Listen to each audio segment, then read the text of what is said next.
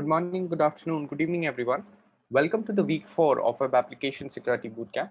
So this is the last session of the bootcamp, and today we'll be taking a look at insecure deserialization, A2 broken authentication, broken access control, as well as XSS-based attacks. So before we continue, any questions? So this is to answer the question of Noer. Uh, for the exam challenges, there are going to be will be mentioning the exact location of the flag. For example, if the flag is in the password file, it will be mentioned that it is in one of the files where passwords, Linux passwords are stored. And we have made sure there are no rabbit holes in the exam, just to make sure that you do not spend too much time following a path which does not yield any sort of fruitful result. So please don't worry. All of this flag locations are already mentioned for each of the challenges. Unfortunately, we do not have a mock exam for the certification based exams. But again, the exam is not that difficult, provided you understand all of the concepts which we have covered in the bootcamp so far, as long as you solve all of the labs which we have covered. So any questions? So you have a 5-week access. So there will be another 2 weeks of access starting from today. So till then you'll have to solve all of the labs, and then you can go ahead attempt the exam. And I'll be sending out the exam codes tomorrow. So once you get the exam code, you'll have a window of 60 days to attempt the exam. And once you, let me quickly take you to the certification exam portal. Just a second.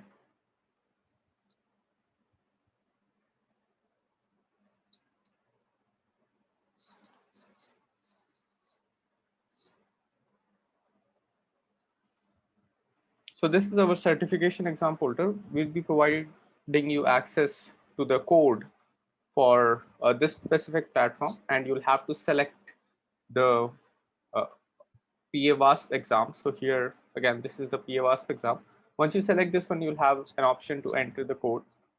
And as you can notice, I have attempted the code a couple of times. So you can go ahead, will enter the code which is provided to you in here, and then it will start the 48-hour window in which you have to solve all of these challenges. So you'll have to solve at least 4 challenges in order to claim the certificate. And once uh, you have solved all of these challenges, there will be an option to claim the certificate. I've already claimed it. That's why it's saying view your certificate.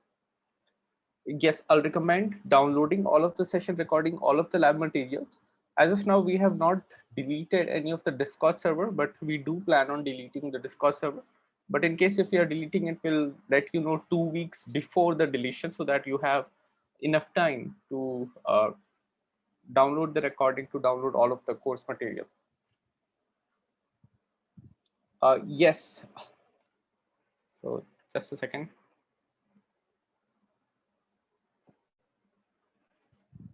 So any other questions?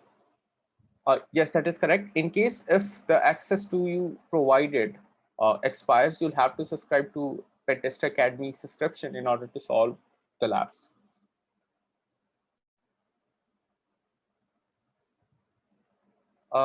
Corporate company, yes. So the certificates which are issued are on Accredible. So as soon as, again, you'll get a link, and anyone can verify that it is a valid certificate. It is issued on Accredible, so it is verifiable. Any other questions? So you get 1 free attempt with the exam. So we are hoping that you'll be able to pass the exam in the first attempt itself. But in the worst case, if you fail the exam, then you will have to pay an additional fee to get a reattempt on the exam. But please note, while you're going for a reattempt, you'll be provided with a separate exam with similar difficulty. So for example, if we'll go back in here, we have multiple exams for the Wi-Fi one. So here we can notice we have WSP here, WSP here, right? Similarly, we have COSP, COSP. There are 2 versions. Similarly, there will be one more version of the web application security one. And while you're reattempting, that version of the exam will be provided to you for attempting. Are the flags dynamic? The flags are, again, for all of the challenges, they are the same. Uh, we do not change them with time. So it is, again, fixed. All of the flags are fixed. No, the exam is no, not protected. Here you have to just solve the 4 challenges, get the flag. Here we rely on your honesty that you're not cheating, because again, we expect all of you to be familiar with all of the concept and solve the exam and claim the certificate.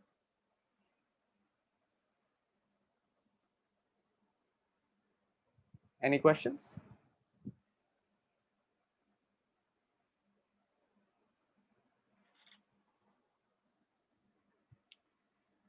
No, the labs which we are seeing are relatively easier. The exam is going to be slightly difficult, but the exams again are based on the concept which are covered in the bootcamp. So as long as you are familiar with all of the concepts, we're expecting it to be relatively easier for everyone to solve the exam. Yes, this is the last week of the bootcamp, and this is the final session. The access will last for 2 more weeks after today. So you will have 2 more weeks to solve all of the labs. But again, this is going to be the last live session for the bootcamp. Certification of completion, we'll try to send it out tomorrow. But in case if we are not able to do that, then you can expect the certification of completion to be delivered maybe within this week.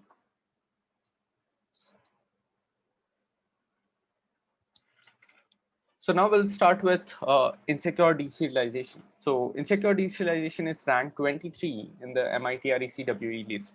So how many of you are familiar with the concept of serialization and deserialization?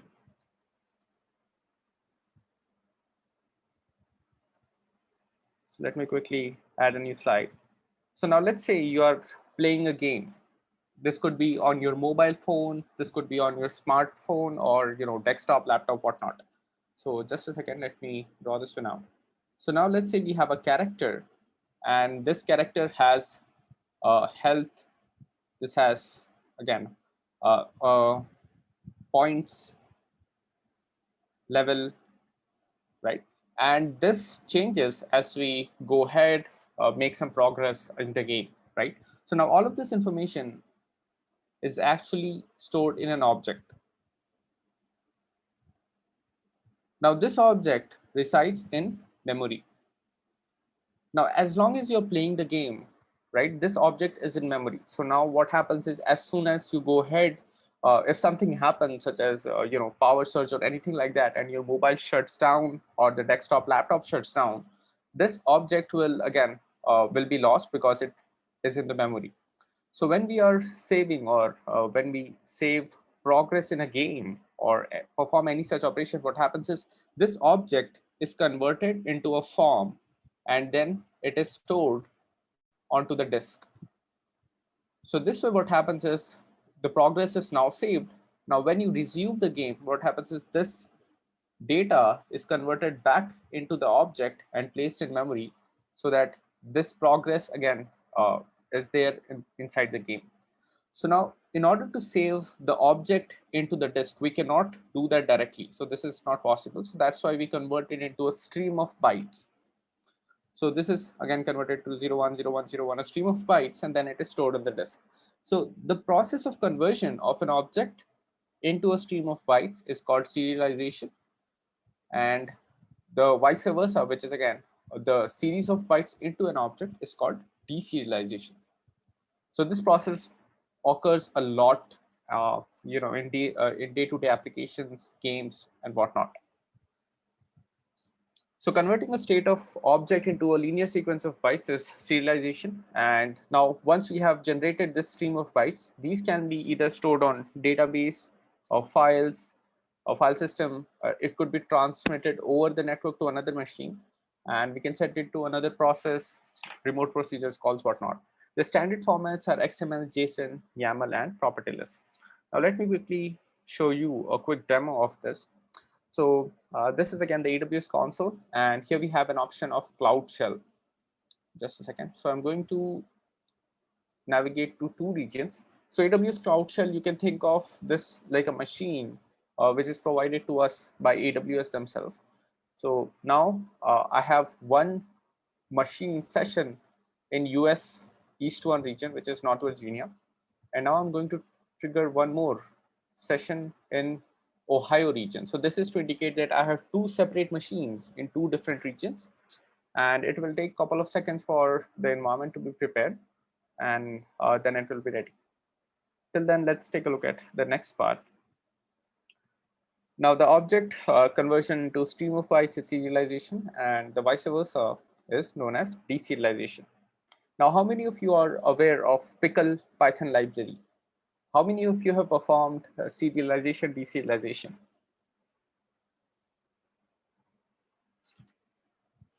And okay, so that's very few yes. So I'm expecting most of the people are not familiar with serialization. Now let me quickly, yes, the session is ready. So now what I've done is I've created a simple class in Python, which is again, it has a initialization method and it has a print method. So basically when we call the initialization method, we have to pass in the name, and that name will be stored in the name property. And when we call the print method, then that name will be printed. So now let me quickly start up Python 3, and I'm going to copy paste the class directly in here. And I'm going to create an object called Bob of the type user. And here I have mentioned the name as Bob. So now when I'll try to use the print function of Bob object, we'll notice it prints Bob. So this is again expected. And similarly, if I'll try to see the Bob object, it will say it is a user object. Now, in order to transfer this object from this machine to this machine, it is not directly possible, right? I cannot copy this one directly from here because this resides in memory. So now what I'll have to do is, again, let me quickly copy the class which is used in here. So now I have the class in here. Now what I can do is I can use a method, or I can use a library called pickle. So pickle is a library which is commonly used for serialization and deserialization in Python. So now there's a method called pickle.dumps which performs the serialization for us.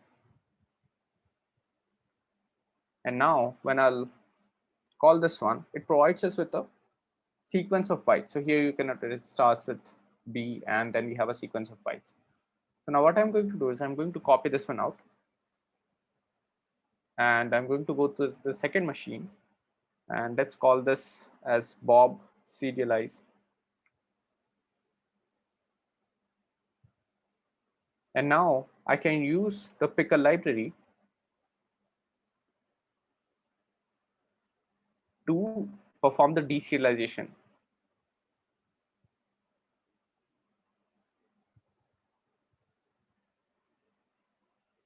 If you have Bob serialized.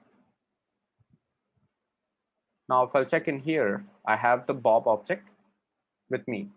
So now I can go ahead, use bob.print to print the data. So this way I have transferred one object from one machine in a different region onto one machine in another region, right? Now the question arises, how can an attacker abuse this? So this kind of misconfiguration is abused when we have this type of situation. So now whenever a server, so let's say we have an attacker in here who is sending out serialized data to the server. Now if the server goes ahead, just a second. So this is again the serialized data, this is the server. Now if the server is performing deserialization of this serialized data, then it could result in, again, command execution and all of these kind of vulnerabilities. So this is again whenever the server performs deserialization of untrusted input, it could cause a lot of issues. So now let's take a look at some core features of Python pickle library. So Serialization is Python is done with pickle library, and here we have a dumps method which performs the serialization and returns a bytes of again a linear sequence of bytes, and then the load method is used to convert that string into an object. Now, one important thing about pickle library is that it provides us with a feature of reduce method. So now let's say, just a second, let me go back, add a slide in here. So now let's say we have an attacker, or let's say we have a normal client who is sending out serialized data to the server. Now, there is a possibility that the server do not know how to perform the deserialization or how to reconstruct this object. So let's say we have an object in here. This is again broken down into sequence of bytes. And now the server does not know how to convert this sequence of bytes into object and reconstruct this entire object. So this is where we can go ahead define a reduce method. So reduce method dictates how to reconstruct the object. So this will tell whosoever is performing the deserialization that this is how you have to reconstruct the object. So now what happens is, just a second. So reduce method is called during pickling, and it returns a tuple which defines how the object is to be reconstructed during unpickling.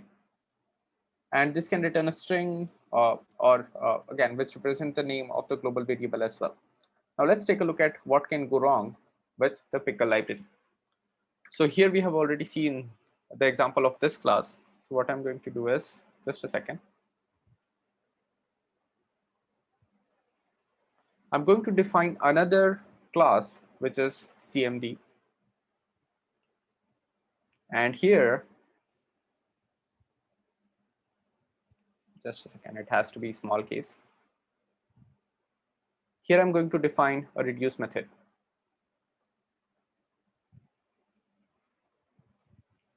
And this reduce method, what it is going to do is, it is going to return a tuple with os.system, and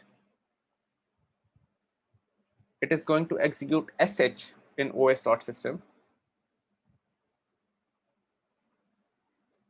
Now I have a CMD object. I need to make sure I import OS. And now I'm going to create an object called CMD is equal to, now I have an object and I'm going to serialize this object.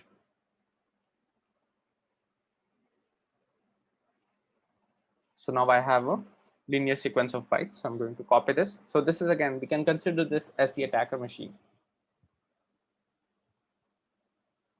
So this is the attacker machine. Now the attacker can, he can do is go ahead, send this payload to the server. And now let's say this is the server machine. So here I just need to import OS. And now let's say the server goes ahead, performs deserialization of this payload. So here what we are going to do is we are going to call the pickle.loads method. And then we are going to pass in the linear sequence of bytes. And as you can notice, the prompt changed, right? Initially, we were inside the Python interpreter, but what happened was we got into the shell.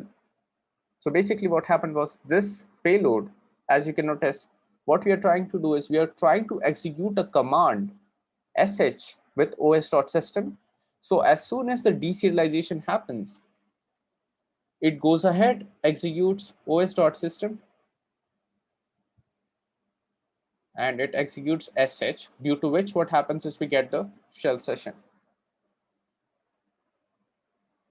No, it is not required to have the knowledge of the web application source.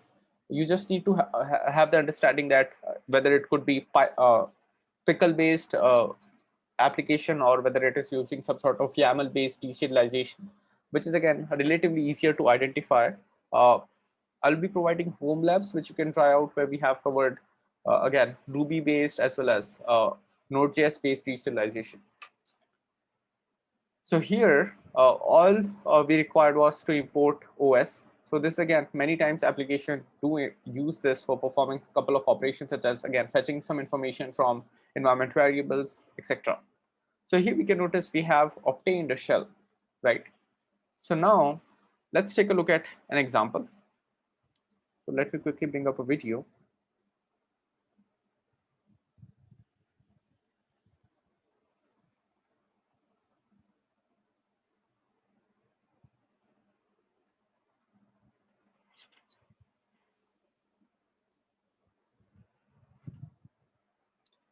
So here we have a very simple application which says management panel.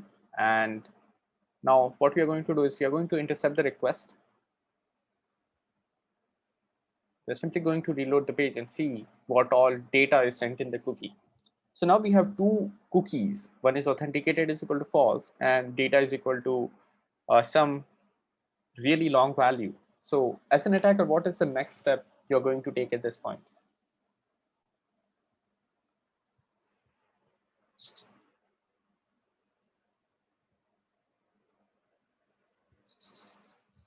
Decoded. Yes, that is correct. So one important thing to note here is we have one more field in here, which is authenticated is equal to false. So this is again the first thing you can try, set this to true and see how the application behaves. But here we have something interesting, right? So this appears to be base 64 encoded data.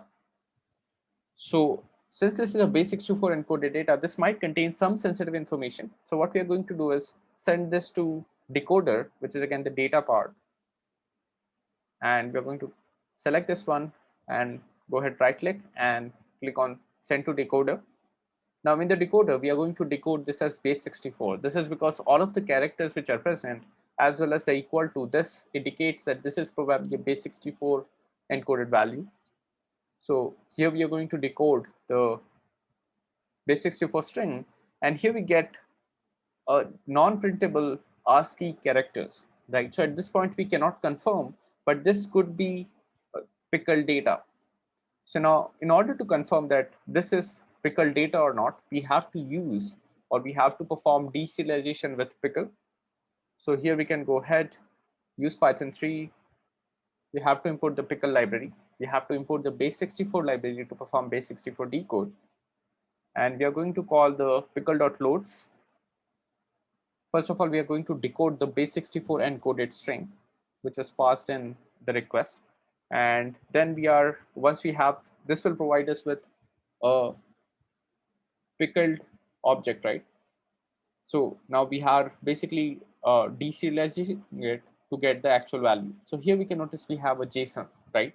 And at this point, we did not need any kind. This is a very simple JSON. It did not include any sort of class or anything like that. So that's why it was rendered easily.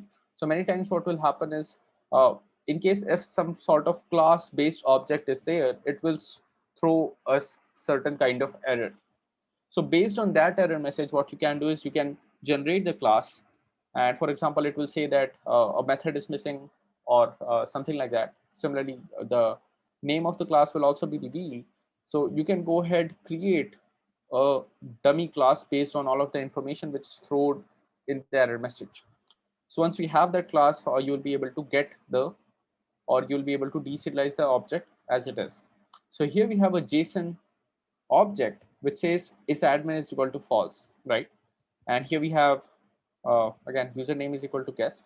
So now the next approach which you can take is set this to true and maybe change this to admin to see how the application behaves. But now the important point in here is that this is using pickle deserialization. So we have confirmed that this is a pickled object and it uses pickle deserialization.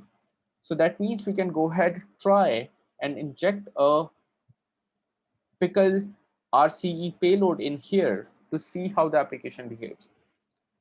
So this is to answer the question of Noor. Does pickle work with all kind of deserialization independent of language, etc.? When not, what it's contingent on? Pickle is specific to Python. So thanks, Psychorin. Pickle is specific to Python. For other languages, there are other libraries. And based on that, the payload is going to change. And similarly, we'll have Node.js. We are going to provide you with some home labs where you can go ahead, perform serialization on Node.js, Ruby, and all of these languages as well. At this point, we before this, right? So before this operation and pickle dot loads, at this point we cannot confirm what kind of language is the application using. Only after this we were able to identify that this is a Python based application and it is using pickle for deserialization. So now we know that at this point deserialization is happening, so we can go ahead, inject Python uh, deserialization RCE payload to get a reverse shell. So that's what we are going to do next. First of all, we are going to try out a very simple payload. So here we are going to import subprocess, and we are going to create a class with a reduce method defined.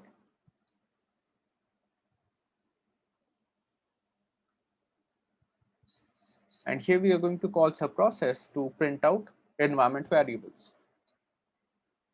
So we are going to use the subprocess dot check output function, and we are going to pass in the printenv command. So now this generates us with a class which is going to, again, upon deserialization, it will execute the printenv command. So now we are going to generate the serialized data, and now we have to also base64 encode it. This is because, again, the application first base64 decodes it and then it performs the deserialization. And here we have a string, base64 encoded string. Now what we can do is go ahead, inject this string into the data field, and we are going to forward the request. And this dumps out the environment variables. So now let me quickly show you the source of the application. Just a second.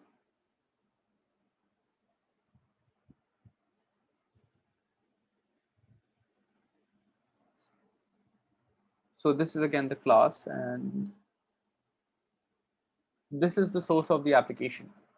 So here, what it does is it first of all identifies the data cookie. So the data cookie is identified by, again, the entire string. It is going to check the entire string. It is going to find where does data is equal to start from. And now we know that whatever data is after data equal to is the actual data, right? The encoded value.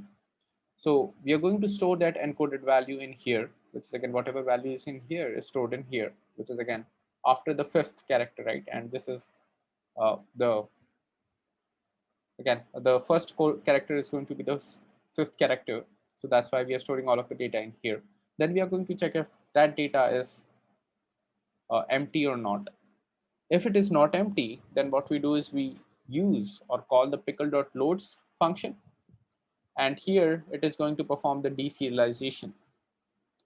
And at this point, we know that raw data is not actually a JSON value, right? Because again, we did not provide, if we'll go back in here, this object is not a JSON value. It does not return a JSON upon deserialization. It simply returns us with a text. So this is not a JSON value. Raw data is not a JSON value. So now what happens is when we check if username exists in this field, now since this is a non-JSON, it is basically a string. It checks that string does not contain, again, it is not a list, right? So that's why it throws an error. So an error is triggered at this point, and then this error triggers this except block, which in turn returns the raw data, which is again whatever data is returned by the subprocess output. So this raw data contains the environment variable. So here we can notice, just a second. So this raw data is basically a string, right? So it is saying unable to process object, and then we have the entire object passed in here. So this is because of this specific part, unable to process object, and then we have the string version of the raw data. And this way we get hold of the environment variables. So now what we can do with environment variables, we have already seen. We can go ahead, interact with various services and see what all we can do with the temporary access credentials. So JSON library, so here we can notice it is already performing base64 decode as well as pickle loads, right? So most of the time what will happen is the JSON library is automatically included in the cloud environment, which is again the Lambda based environment. It throws or many times what we do is we are in the application or the endpoint, etc., will be returning the JSON uh, data, right? So this is again by default it is included in cloud environment. So here, yes, so this is again to ask all of you, how will you prevent this one? So let's say you do not want to dump out the information. What is the change you're going to do in here? So this could be again line 1, 2, 3, 4, 5, 6.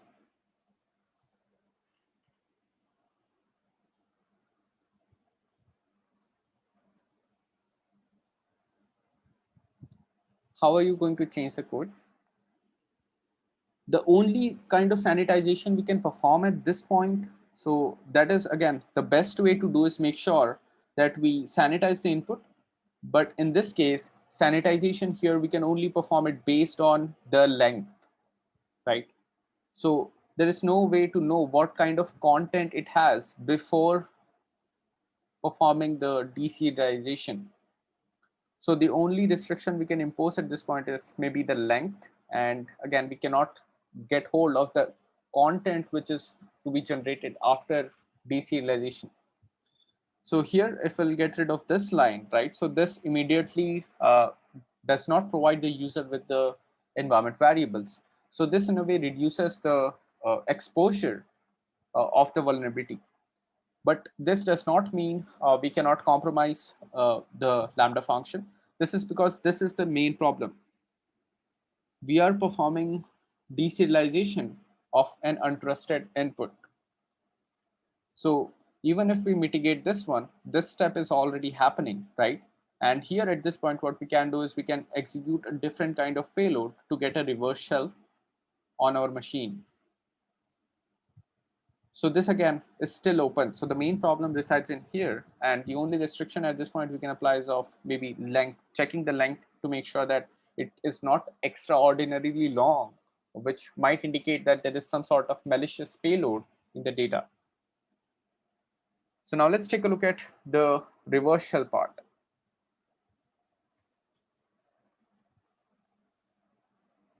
So here we have the environment variables, right? So if we get rid of this line, the environment variables are not going to be displayed. It is simply going to throw maybe an error message, and that's it. And we can also mitigate, or we can also not show the error message. We can simply check if everything is right. And if it is not, we simply initialize the default data. This way, no error is thrown to the user. Now, in either case, the problem is going to be still there if this line exists, which is again, we are performing deserialization of untrusted input. So once we have the temporary access credentials, we can again beautify the output to get hold of the line by line output. So this is again, we are just beautifying it with sed. And now we have the line by line output in here. Each and every environment variable is on a separate line. The access key and secret and a session token can be used to perform enumeration to check if the Lambda has additional permissions to perform or interact with other services or not. Now, this was the case of, again, when the environment variable is dumped out. Now, let's say the web application is secure and it does not return any sort of data from here, and it reloads or it acts normally, even if there is an error triggered, right? So now let's take a look at how to perform the attack in this case. So here we are going to reload the application to get the hold of the cookie. And now what we are going to do is we are going to create a reverse shell payload. So just to explain this part, what we are doing is we are defining a class in here, and we are defining a reduce method. And this entire thing, this one, right? This entire part is actually a reverse shell payload. So we are calling os.system, and here we are executing a Python one-liner code. So this is again the Python 3 interpreter. We have -c option, then we have the import socket, and this is the entire part is a Python reverse shell payload. Now the Python reversal payload, what it does, it executes bin/sh and it connects to this specific IP address and this specific port. So this machine, Ubuntu machine, right? So this is a EC2 instance, and that's why it has a public IP address and it has a port. So what we are going to do next is this payload is going to generate us a reversal serialized payload. So once we have the object ready, what we do is we generate the serialized version and then we perform base64 encode. Now we are going to execute this class, which is again this specific script, pickle reverse shell.py.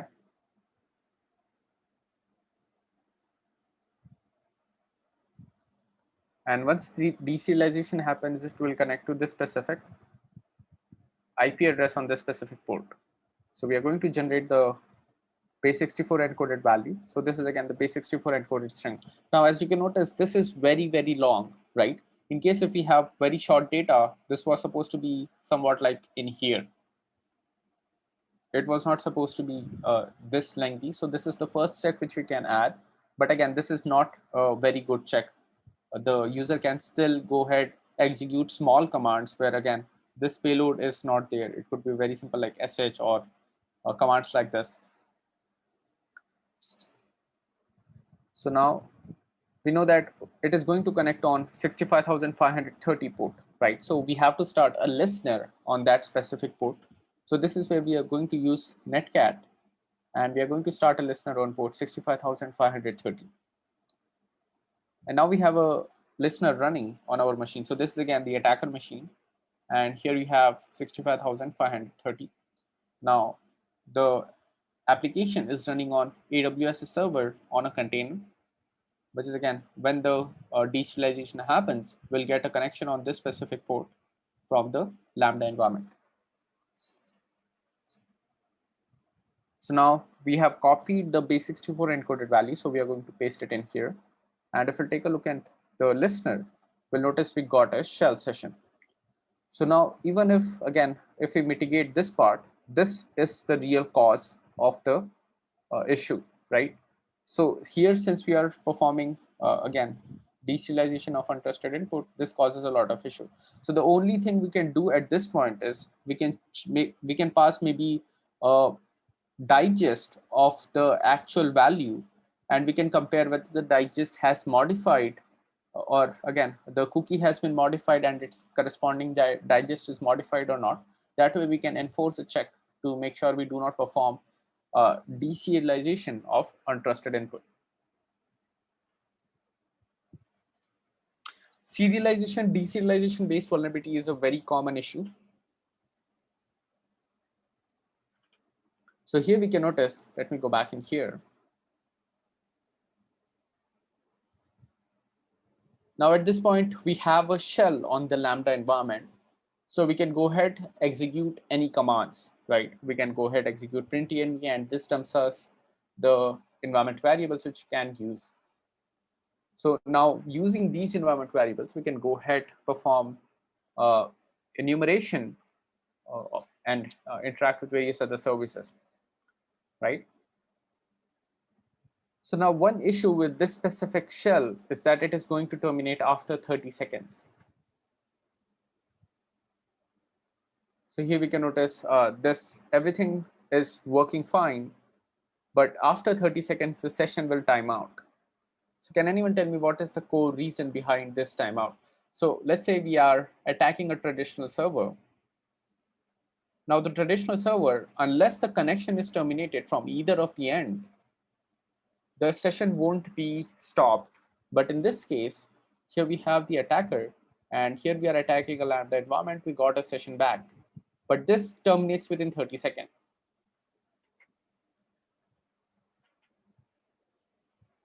So why is this happening?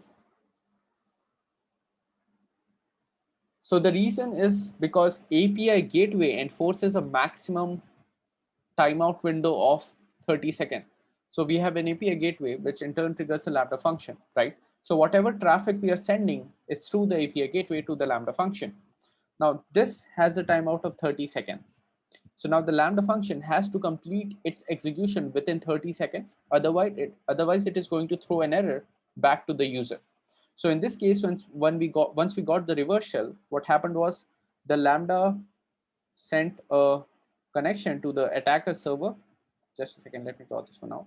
So here we have API gateway, and here we have a Lambda function. Now, once we sent a request, the Lambda in turn sent a connection to the reversal onto the attacker machine, right? So as soon as 30 seconds exceed, what happens is the API gateway closes the connection. So this again returns the response back to the user saying that timeout has happened. And this connection, the Lambda environment freezes at that point. So as soon as this freeze happens, the connection is again terminated. So this is the reason why we have a 30-second based disconnect in this case. So in case if you're triggering an attack from API gateway, there is no option you cannot exceed, or you do not have a choice to have more time. You'll have to look for other options, such as, let's say, DynamoDB can trigger a Lambda function like this, right? So you'll have to take a look at, or you'll have to find an opportunity to store data on DynamoDB, which in turn triggers the Lambda function and executes the payload.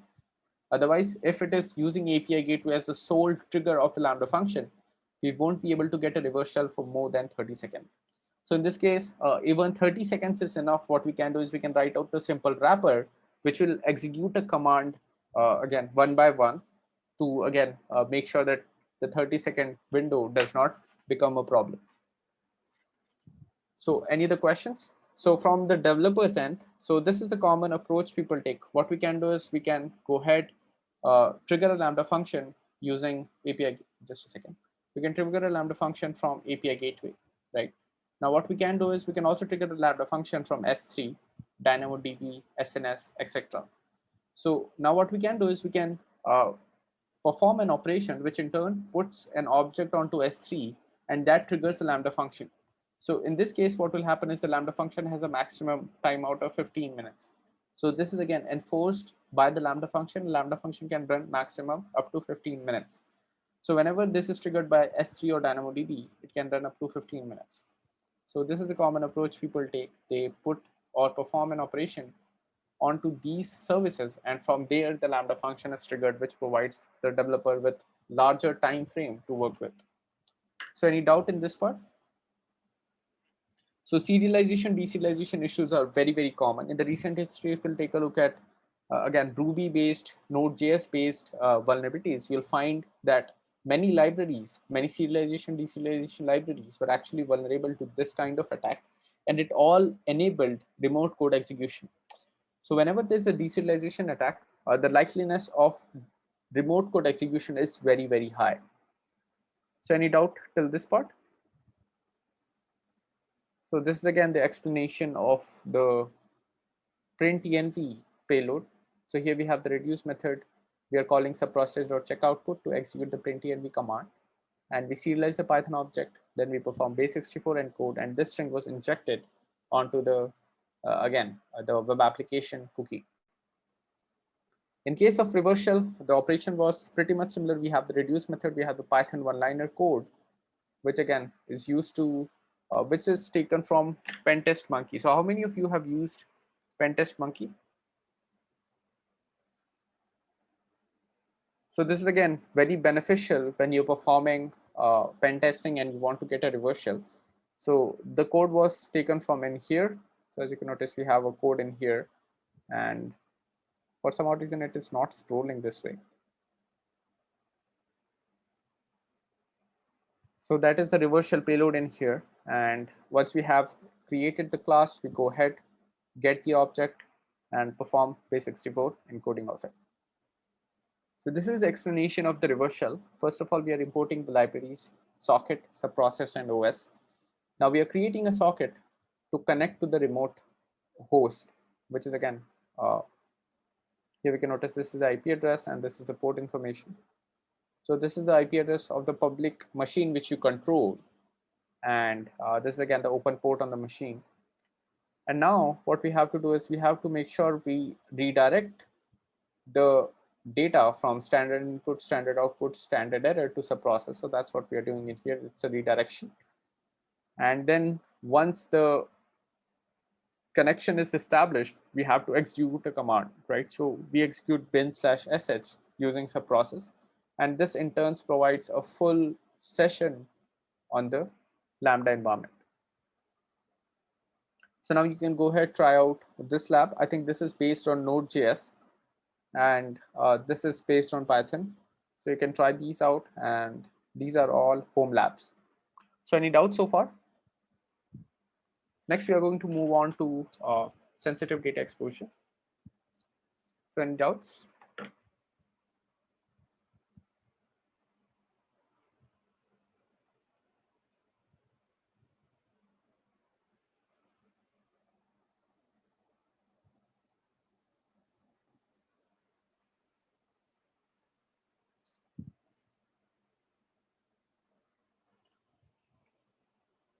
So you'll have to, again, at this point as an attacker, we have to hit and try. For example, in this case, if we'll go back in here, the only way we could identify was that it was, again, using pickle, right? So if it was some other library, at this point, this operation will fail and it will trigger some kind of different error. It won't say, again, it won't provide us with class information. It will say a completely different error. So this, again, was the giveaway that it was a Python-based language. Similarly, many times you'll have to take a look at the header information, what all information is revealed. And based on that, you'll have to identify if, again, it is based on specific language. Otherwise, you'll have to try language-specific payloads. So let me quickly check if deserialization payload are available on payload of all things. I think I have seen deserialization payloads as well.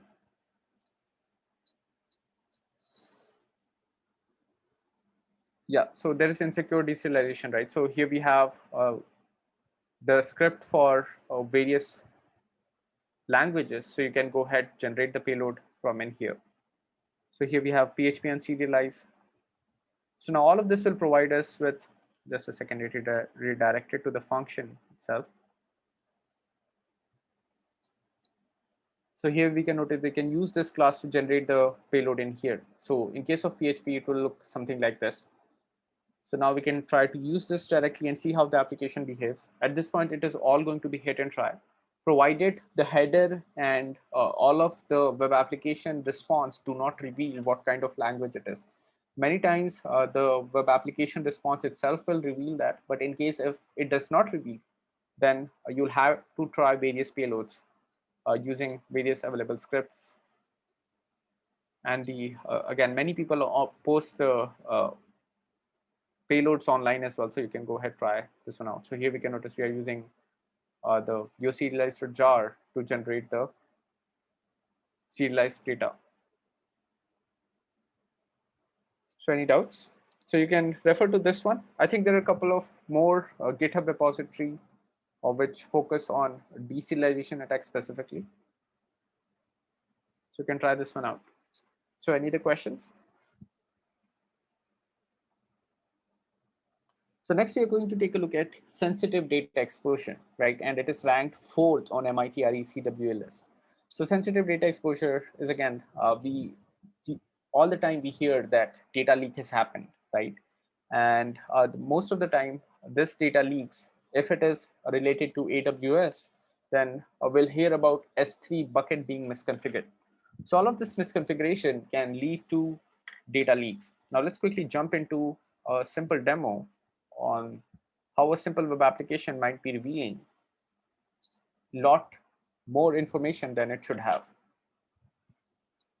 So here we have a very simple application, and as we can notice, it simply displays a wallpaper. It does not have any sort of login form or anything.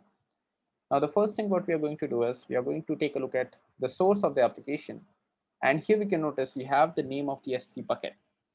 So now the application is fetching files from an S3 bucket, and it is fetching, this is the name of the S3 bucket, which is lab web app static resource. And it resides in the AP Southeast 1 region. And it is fetching the data or files from the static directory. And this is again the name of the file in here. So now whenever a web application is fetching resources from an S3 bucket, the name of the resource are already known. They are already hard coded onto the web application in here. So at this point, the bucket should not have any sort of list based listing enabled. It should only allow get operation on these select resources, right? But in case if listing is enabled, then what might happen is we would be able to get hold of all of the objects which are present inside the S3 bucket, and then we may be able to fetch some of the sensitive data. So if we'll take a look at the S3 bucket policy, so this is the actual S3 bucket policy, and this is a common misconfiguration people make many times, right? So in order to get the policies and everything right, it takes decent amount of time. It is not like, okay, you can go ahead, select some options and it is all ready. Many times it might not work. So you have to spend additional time to make sure it is as restrictive as possible, but it still works. And what the developers might do many times is they can go ahead, map this kind of policy. Now the issue in here is that it allows listing of all objects in the resources bucket. So this is again a listing, enabling listing for this bucket and enabling get operation on all of the objects inside this S3 bucket. So now let's move on to the demo. So now we have identified that this is the name of the bucket and this is the region it resides in. So what we can do is we can copy the name of the bucket and we can use AWS CLI to interact with the S3 bucket. So here we are using AWS CLI. The command is S3.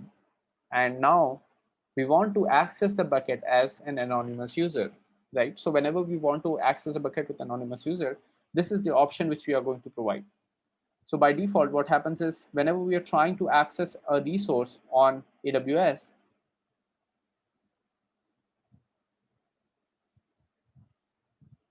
so just a second. So whenever we are trying to access a resource on an AWS environment, what happens is we have to send a signed request.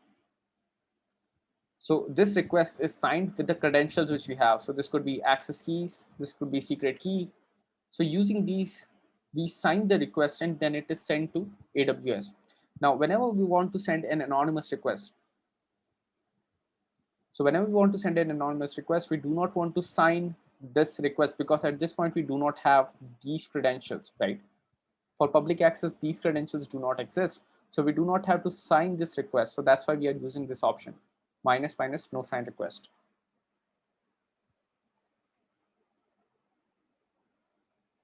Now we have to mention the region information and then we are going to list. So ls is just like list command in Linux.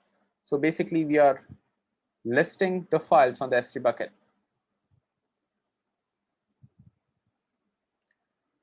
So here we can notice we have identified two directories. We have a scripts directory and we have a static directory. Yes, that is correct because it's global in region. We do not have to mention the region. So this again, we can skip this one out. That is correct. So now previously we know that we have already seen static directory, but if we'll go back to the source of the application, there is no reference of script directory, right? All we can see is static, static, static, static, static, static. There is no reference of script directory. Now we have identified a directory which is not referenced anywhere. Now all of this was possible. All of this was possible due to this operation, right? If we remove list, then it is all good. We won't be able to list any files or any objects on the S3 bucket. But due to this list operation, we were able to identify the name of the S3 object. So now once we know that there is a presence of scripts directory, we are going to list the objects present in this specific directory. And now we have identified there's a script called backup.sh. Now the name sounds interesting, right? So what we are going to do is we are going to download this script onto the local machine using the CP operation. Basically, we're copying this object from the S3 bucket to our local machine. And now we have the backup.sh script available to us locally. Now if we'll read this script, What it is doing is it is sending out a request to another endpoint, and this is associated with an API key. And what it is doing, it is storing all of the response onto a file which is backup hyphen then the name of the, or then the current date. So basically what it is doing is it is fetching data from this specific endpoint and it is storing it in a file locally. So now we have the API endpoint. What we can do is go ahead, interact with the API endpoint directly. And at this point, what we're going to do is we are going to uh, make the script executable and execute the script. This way, again, it does pretty much the same operation.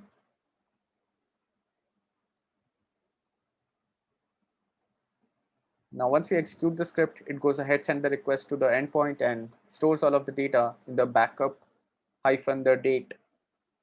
And there we go. Now we have identified, or now we have gotten hold of some kind of backup, right? And here we can notice we have username, first name, last name, password, etc. And here we have the flag.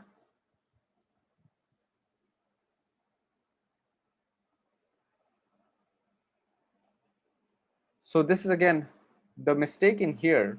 If we'll go back in here. So please note, list only allows us to list all of the objects in an S3 bucket. It does not allow us to perform CP or any other kind of operation. So CP, when we are performing CP operation, we are effectively performing a get operation. So if this is disabled, then we won't be able to do pretty much anything. The web application won't be able to fetch files from the static directory, and the web application, again, the view is going to not work. Similarly, if list is disabled, this is again the option which we should have done. We should have disabled the list because it is not required at all for the web application to function. Now, can anyone tell me what is the modification which you will do onto the policy to fix this issue? One is, again, we have to scrap off the list and we have to again remove this part as well. What is the second modification which will do to the policy to enforce the granular restriction? Anyone? Yes, that is correct. So here, what we have to do is we have to include the static directory. So here we can go ahead, mention static slash star. This way, the application can only get data from this one, and any other attacker can only get the data, which is again only present in this directory. So scripts directory is not publicly accessible. So this way what happens is even if you're performing dictionary attack to identify what kind of objects might be stored on the S3 bucket, that operation is going to fail as well. So this is again the modification which we can perform to the policy to fix the issue. Now this is a big issue. S3 based hacks. If you search for S3 cloud data leak, you'll find a lot of hits. All of the popular recent data leaks are associated with S3 based hacks. So this again, let me see if I can show one example.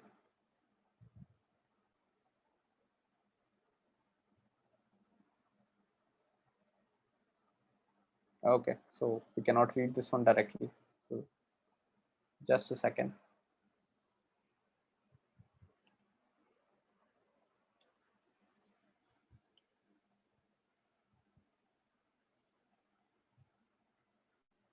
So here you can notice 50K patient records. Similarly, there have been millions of records which have been leaked due to S3 based misconfiguration. This is a very common mistake. Again, professional developers make because they are in a hurry and they do not have sufficient time to apply the granular restriction.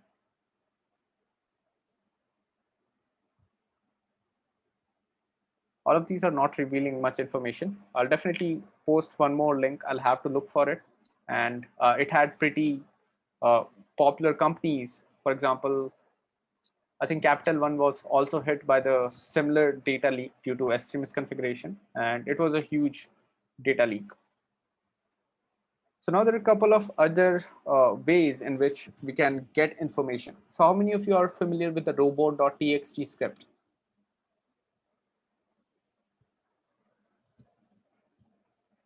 So now robot.txt script, again, it is primarily used to keep the crawlers and all of these, let me draw this one out as well. So now what happens is there are crawlers, SEO crawlers, and there are various kind of crawlers which are continuously querying and sending out requests to applications, right? So now what happens is, let's say we have a crawler in here, and it is sending out a request to application. Now, in case of serverless architecture, what happens is when a request is sent to the application, it is going to incur some charge, right? It is going to process the request, it is going to send out the response, and it is going to trigger a Lambda function. So now many times we do not want to have this unnecessary traffic, which again, in fact, slows down the, let's say we are talking about traditional servers as well. So in case of traditional server, if again, the request is being sent by crawler and it is responding, and there are so many requests, then it might hinder the experience of a regular customer. So many times what people do is they restrict or enforce restriction in robots.txt to prevent crawlers from accessing the web application or accessing specific endpoints of the application. So here what happens is robot.txt file itself might contain sensitive information such as some directories which are not supposed to be crawled and which are not supposed to be again indexed on the search engine. So these directory might contain some sensitive information. So what we can do is take a look at the robot.txt file, which is present in the root.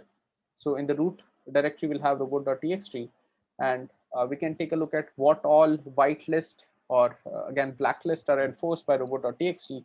Access those directory to see if there is any sort of sensitive content. So this is again a home lab which you can go ahead and try. And similarly, we have a data leak. This is a CVE where again I think dump or SQL dump was present in one of the directories. So this is again a home lab which you can go ahead and try. Next, we are going to take a look at A2 broken authentication. So any questions so far in A3 sensitive data exposure?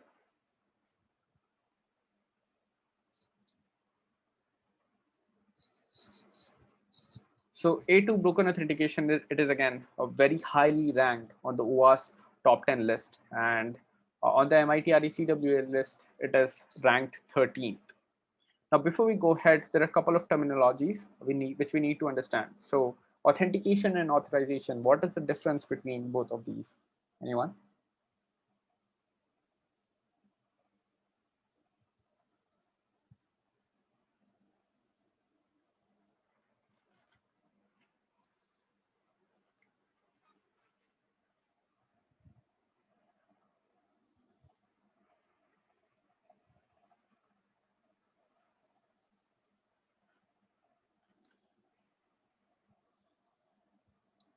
So yes, that is correct. So now in authentication, what happens is authentication indicates that we are authenticated.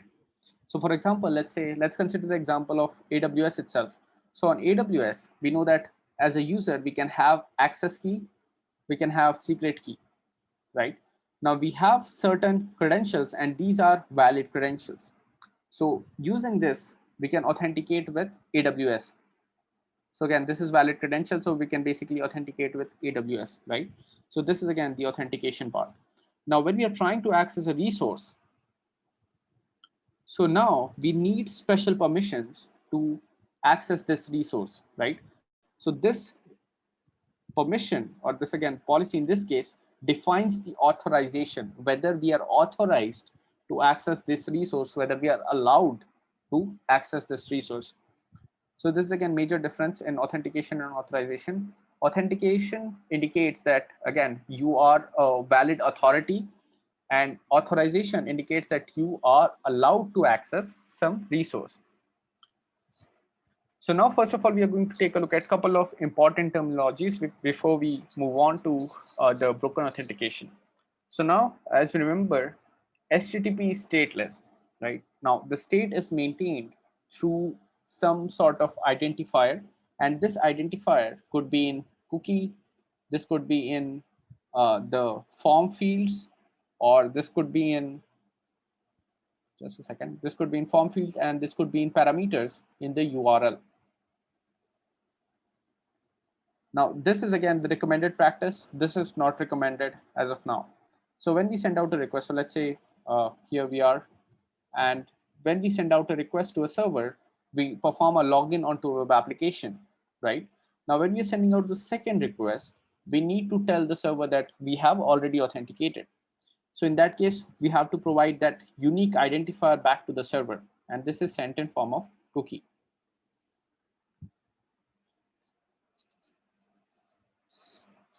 So now cookies allows the server to store and retrieve data from the client. So cookies stored on the browser, which is again sent in a request back to the server for a specific domain for a specific path. It is stored on a file in a client side, and it is text only. There is no executable code. The maximum limit of a cookie is, again, we can have 4K data inside the cookie, and it allows us to manage the session as well as to again render the view based on the user preference. For example, many web applications allow us to use various modes of interfaces, right? For example, we can have a dark mode, we can have a normal mode. If you, based on the preference, we can go ahead customize the user interface. So now the question arises, what is a session ID? So session ID is a unique identifier to identify a specific user and the user's session. It can be used for both authenticated as well as anonymous user. So now can anyone tell me what would be the property of a session token? So let's say we are a user and we log on to an application, and the server returns us with a session token. Now let's say we log out. So now let's say we log out and then log back in. So at first we got session token 1, and let's say after logging out and then logging back in, we got the same session token. So can anyone tell me what is the issue with this one?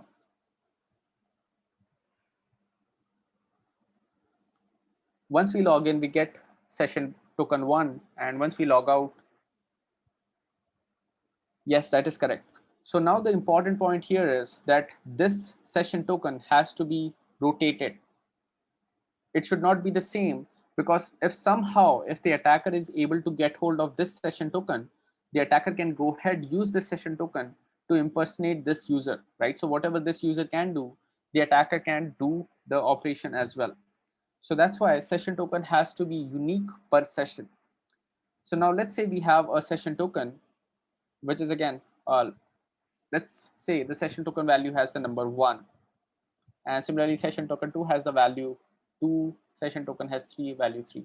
So this could be user 1, user 2, user 3. So what is the issue in this case when we have such a simple session token? Yes, that is correct. So now let's say the attacker is again having the session token 4, and this has the value 4, and let's say this is again the admin. So what the attacker can do is the attacker can go ahead, check that, okay, this session token does not look very random and it can be predicted. So the attacker, what he can do is go ahead, try to hit or change the session ID and try out various session IDs. And if he tries the first session ID, he'll notice that he have got an admin privilege, right? So this is again uh, the issue when session token is predictable. So a session token has to be unique, it has to be long, and it has to be rotated. So it has to be long enough so that it cannot be predicted for different users. It has to be unique for each and every user and for each and every session. And it has to be rotated. Again, this indicates that the session token does not overlap with any of the existing session token which were created in the past or which are going to be created in the future as well. So this session token, this unique identifier to tell the server that this is the session, is stored either in URL, form field, or cookie. This is again the recommended practice. This is not recommended at all. Now the question arises, let's say we have successfully authenticated, right? So here we are as a user, we have successfully authenticated to the server. Now, how does the server tell the browser to set the cookie, right? So this is done with the header set cookie. So now the server sends us a set cookie header in response. And now the browser, here we have the browser. Now the browser goes ahead, identifies that this is the set cookie header. It sets the cookie, which is again in this case, dev app server login, and this is the value, right? And then it is going to parse all of this property. Based on this property, it's going to set the cookie. Now, similarly, when the browser has to send the cookie is sent in the cookie header. So here we have the cookie header, which in turn contains the cookie value, which is this one.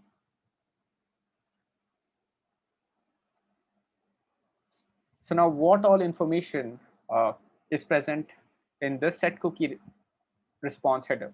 So first of all, we have the name and the value corresponding to the cookie. And then we have the expires. This is again the date on which the cookie is supposed to expire. Now, each and every cookie is associated with the domain and the path. For example, let's say we have this specific domain, right? And if we reference the path as slash, then the cookie is going to be sent for each request on this specific domain.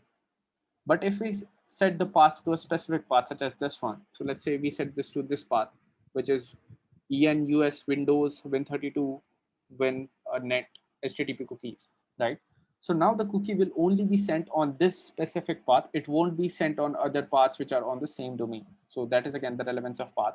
Secure, this is a flag to indicate that whether the cookie is to be sent on HTTP or HTTPS.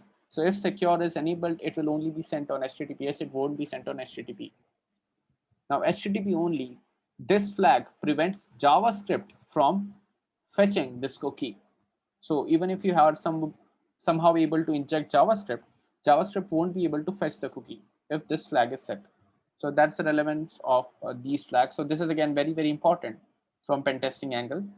Whenever we are performing pen testing, if secure flag is not enabled, then it is a big problem. Similarly, HTTP only flag is not enabled. That means we can go ahead, steal the cookie from JavaScript.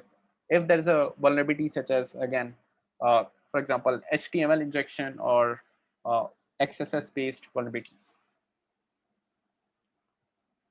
So this is again the name and value.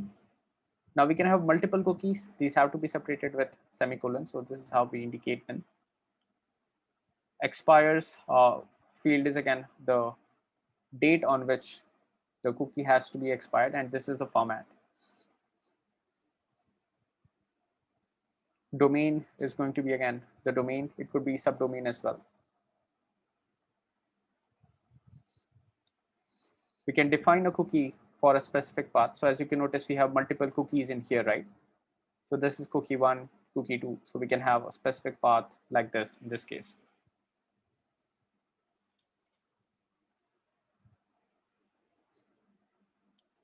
So now we have the secure flag for sending the cookie only over HTTPS.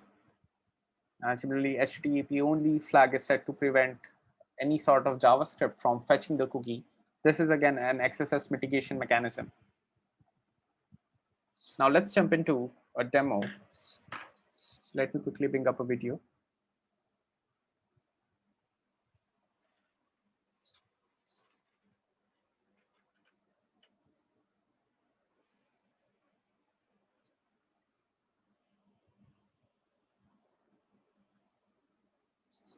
So here we have a very simple application, which is welcome guest, right? So this is again a challenge-based lab. So here we can notice we have the here we can notice we do not have any sort of sensitive information or any sort of cookie value in the parameters. So now we have to go ahead, intercept the request. So now in case if you do not have Foxy proxy or these plugins configured, this is how you're going to configure proxy in case of burps or in case of Firefox. In the preferences, we have the network proxy option, and here we can go ahead and mention the IP address and the port to which the request is to be sent. So now once we have configured Firefox, we have to start a burp suite.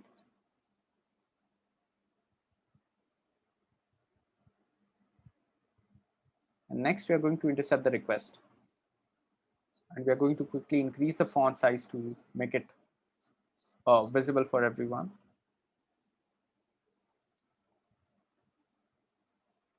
Now here we have a request and it says session ID 1094. So what is the issue in here? Anyone? What is the issue with the session ID? Yes, that is correct. It is too small and it is probably predictable, right? So if we'll send a request, now at this point, what we are doing is we are sending out multiple requests to see what kind of session ID is provided. So here we can notice we are simply interacting with the application and the session ID is 1095. In this case, it is 1094. And if we'll send multiple requests, we'll notice that it is not changing much. So now we have 1058.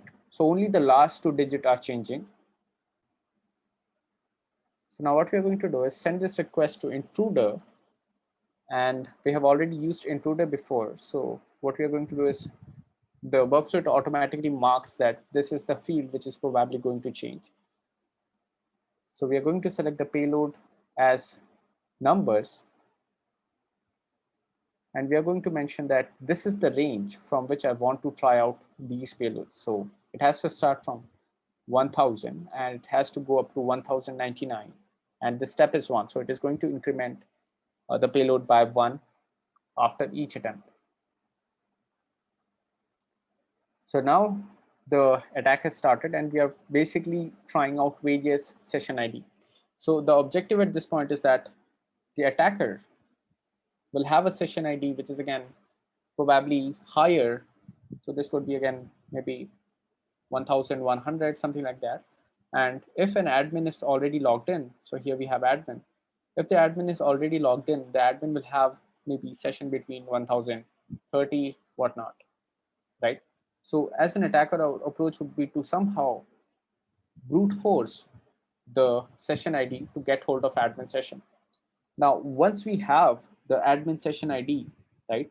Now this session ID, what we can do is send to the server, and the server will treat us like we are admin.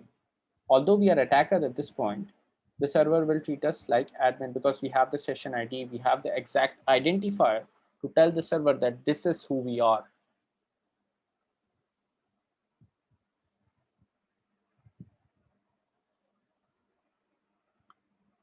So now this is again, it due to the throttling, burp takes a relatively longer amount of time. So here we can notice the render view displays the HTML in rendered format.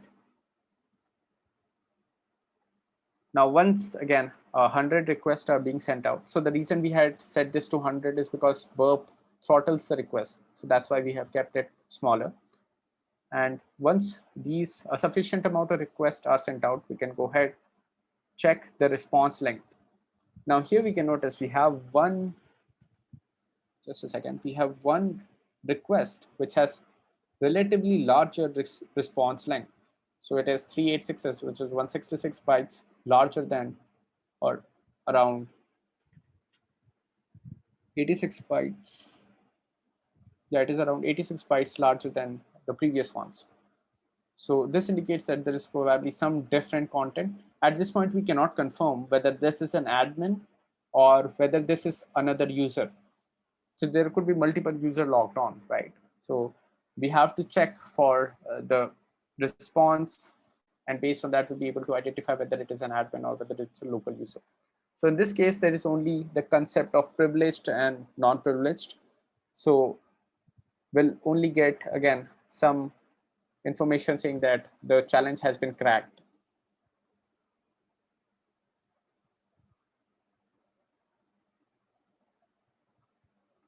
So here we can notice it says the challenge has been cracked. So this is to answer the question of falseness. Cookies, the data is stored on the client, but in case of session ID, the data is stored on the server. Am I right? Yes, that is correct. So let me just clarify on this one again. So now whenever we are sending out a request, let's say here we are the client and we are sending out a request to the server, we are performing some kind of login. So now once we provide the credentials, the server is going to validate the credentials. And once it validates, it's going to create a cookie, or it's going to create a session ID. And corresponding to this session ID, it is going to have an object, which is again stored maybe in database or in memory, whatnot.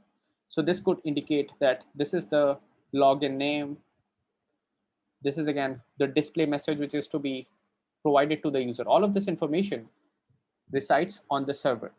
Now this session ID, the name and the value of the session ID sent back to the client, which is again in the cookie. Now what happens is the next time a request is sent, this cookie is actually sent in this request. So now the server knows that this is the corresponding session and this is the object which I need to fetch either from database or from the memory. And based on that, I have to render the response back to the user.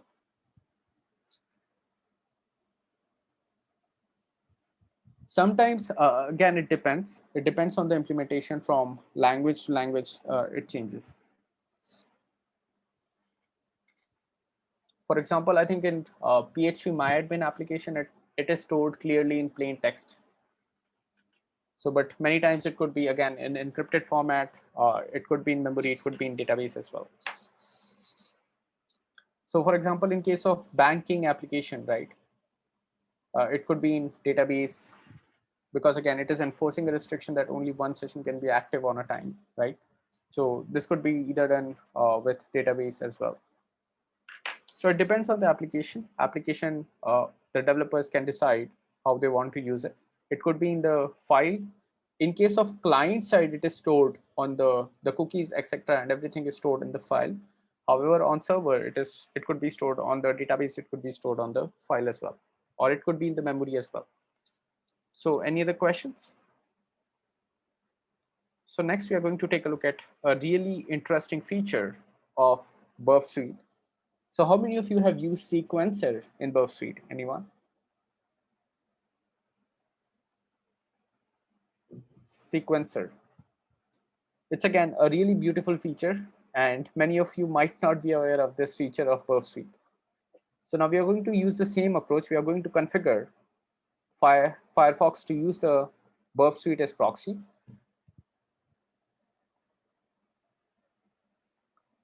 And then we are going to start up Burp.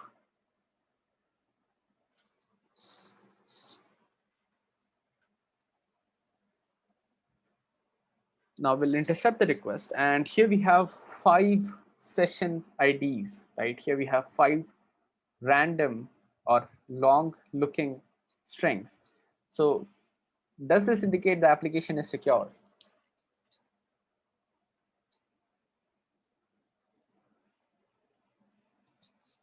So we're going to quickly change the font size. Now, many times, even if the ID is random or it appears to be random, does not mean it is random in nature. So this is where we are going to use sequencer of Burp Suite. So this again, the sequencer section. So we are going to send this request to sequencer. And now sequencer is again used to analyze the randomness of tokens. So here it automatically identifies that this is the cookie, and it provides us with a drop down to select a cookie to perform the analysis on. So here we are going to select the S2 cookie, and this is again the raw or the long random value. So now with this feature, let me go back in here. We click on Start Live Capture, and then it goes ahead, sends out multiple requests to get hold of multiple tokens. Now, once it has sufficient token, it is going to analyze all of this token to identify whether it is really random in nature, or whether it is, again, does not have enough randomness. So it requires around 100 token for analysis. And as we can notice, as soon as the 100 limit hit, the analyze now option was enabled. So now we are going to stop the capture, and then we are going to click on analyze now. And here it analyzes all of these tokens, and it is able to tell us that the randomness is excellent, and the entropy is expected to be 2 to the power 16, right? So we have 2 to the power 116. So this is again a very long range, and again the randomness score is excellent.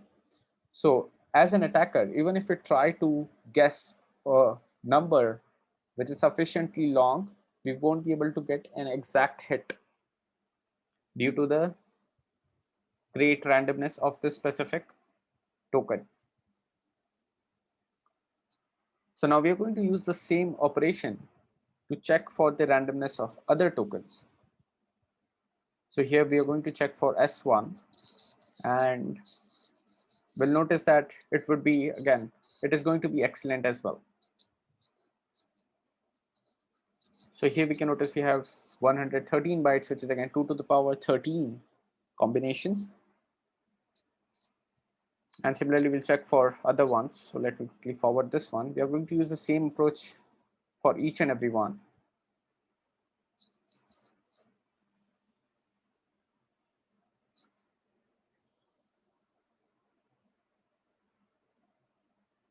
And here we can notice it says the randomness within the sample is estimated to be extremely poor. It is 5 bytes. So it's again 2 to the power 5 combinations. So now we know that this is the token which we want to tamper with. And what we are going to do is we are going to send this request to repeater, and this is the S3 token we need to tamper. So now we are going to send out a couple of requests ourselves to see what all is changing, because again, this is very long string, right? And if the randomness is poor, that means this is not changing very often. So now we have to identify what part of this string is changing. So now we are going to send out a couple of requests ourselves, and now we have two different set of cookie. So can anyone point out what is the change in these two values? Yes, that is correct. So if you notice the first two characters, we have 49 and 91, and the remaining characters are the same, 931, 886. Everything apart from the first two characters are the same.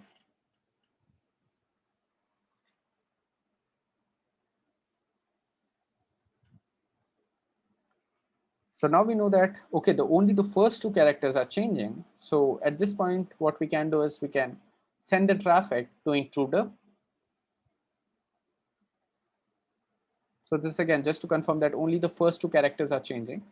And now we are going to send the traffic to intruder, and we are going to set the position as the first two character of the S3 token. So we have added a marker, and now we are going to set the payload as the numbers list. And we are going to mention that this is the range. This is because again, the length of the token has to be maintained, right? And we know that the first two characters are going to change. So the range is going to be, it should have been from 10 to 99, so not 11. And when we'll start the attack, it will go ahead, send out various requests. And once we have all of the requests, we'll notice that all of the requests, the difference is not much, right? We have difference of around 2 bytes in these requests, but we have one request where the difference is significantly higher. It's around, again, 82 and 84 compared to the other ones. So this indicates that there's a difference in response. Now, if we take a look at this specific request, we'll notice that it will show us that the challenge has been cracked. So this is again, whenever we have random tokens, that does not mean, or whenever we have long random long tokens which appear random in nature, that does not mean the token is random. We have to check whether it is random enough, and based on that, we would be able to perform various kind of attacks. So if it is random enough and it is very hard to guess, we won't be able to perform this kind of session ID brute forcing to get hold of other sessions. So any doubts so far in this one?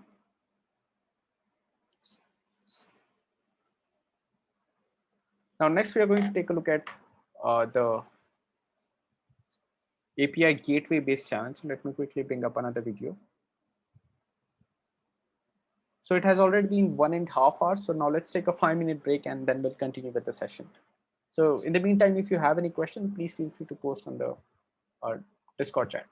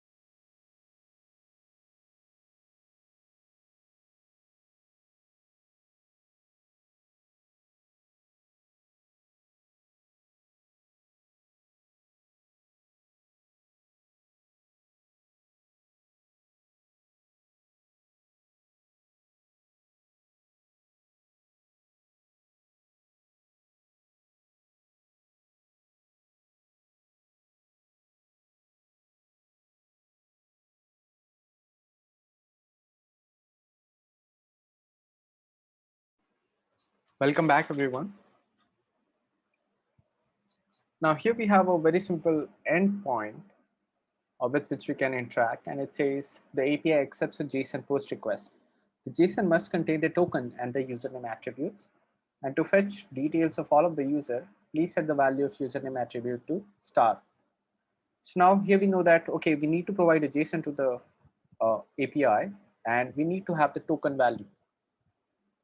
So now what we are going to do first of all is we are going to generate, or we are going to create a simple JSON called params.json, which will include this JSON, which is to be sent to the API.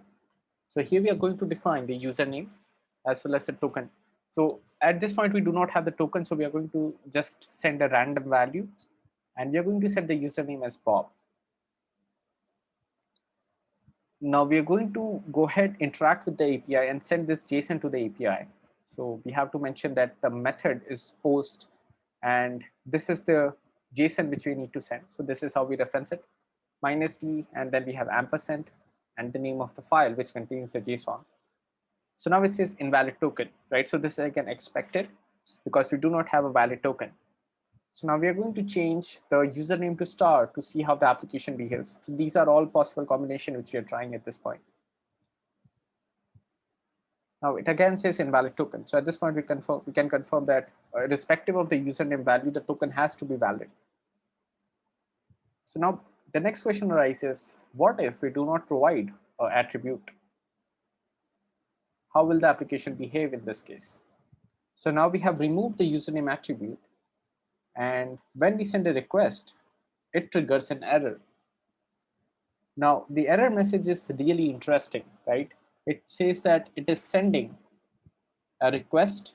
Again, this is the http.request method, and it is sending a request to this specific API with the username information. So whatever username which we are sending is being sent to this API, and there is no API key or anything like that, right? Here we can notice the request is terminating. There is no additional parameters or anything like that. And the error which is thrown is key error. Now the key error corresponds to that this specific key does not exist in the JSON. Now this reveals us a lot of information, right? It has revealed us with the API, as well as again, how to call this API with the data. So now this appears to be an API which was calling an internal API. So many times this is again how the implementation is done. This API is going to be protected, and many of the internal API won't be protected. This is again expecting that these API are not to be revealed to the public and are only known to a set of developers, or again, the team who is managing the entire application. So now we have the API information. So at this point, we can go ahead and interact with the API directly and pass in the username. So let me quickly show the code of this application. So here, this is the source code of the application. So here what we are doing at this point is we are fetching the JSON, and then we are fetching the token which is sent in the JSON. And then here we are sending a request to the endpoint. So can anyone tell me what is the mistake in this part, or how can we fix this? So let's number this lines as 1, 2, 3, 4, 5. So how can we fix this? So what is the core problem in here?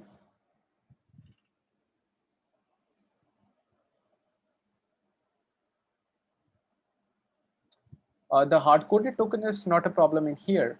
At this point, we can notice that we are fetching the token, right? But at this point, we are sending the request irrespective of whether the token was right or not. We are sending the request, and then we are checking if the token is valid, and only then we are returning the response, or we are setting the response, which is again returned back to the user at this point, or by the application at the end of it, right? So here, irrespective of the token is right or not, the request is being set. So this is again the critical mistake which we have in here. So what we had to do first of all was again have this line moved right in here. Now, what this will do is it is going to check if the token is existing. If the token exists, then it is going to check if the value is equal or not.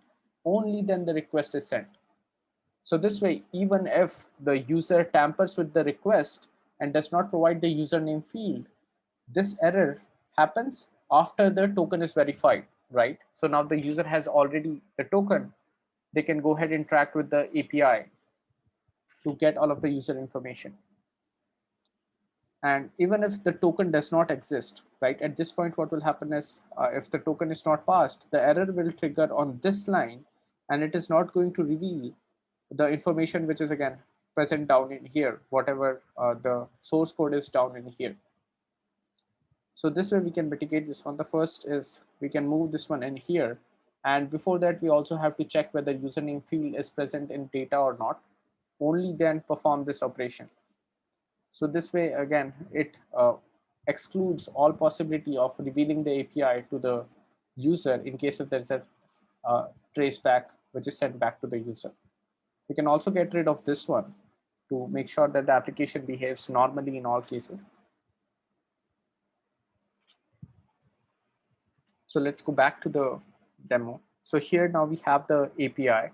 So what we can do is query the API directly to get hold of the user information.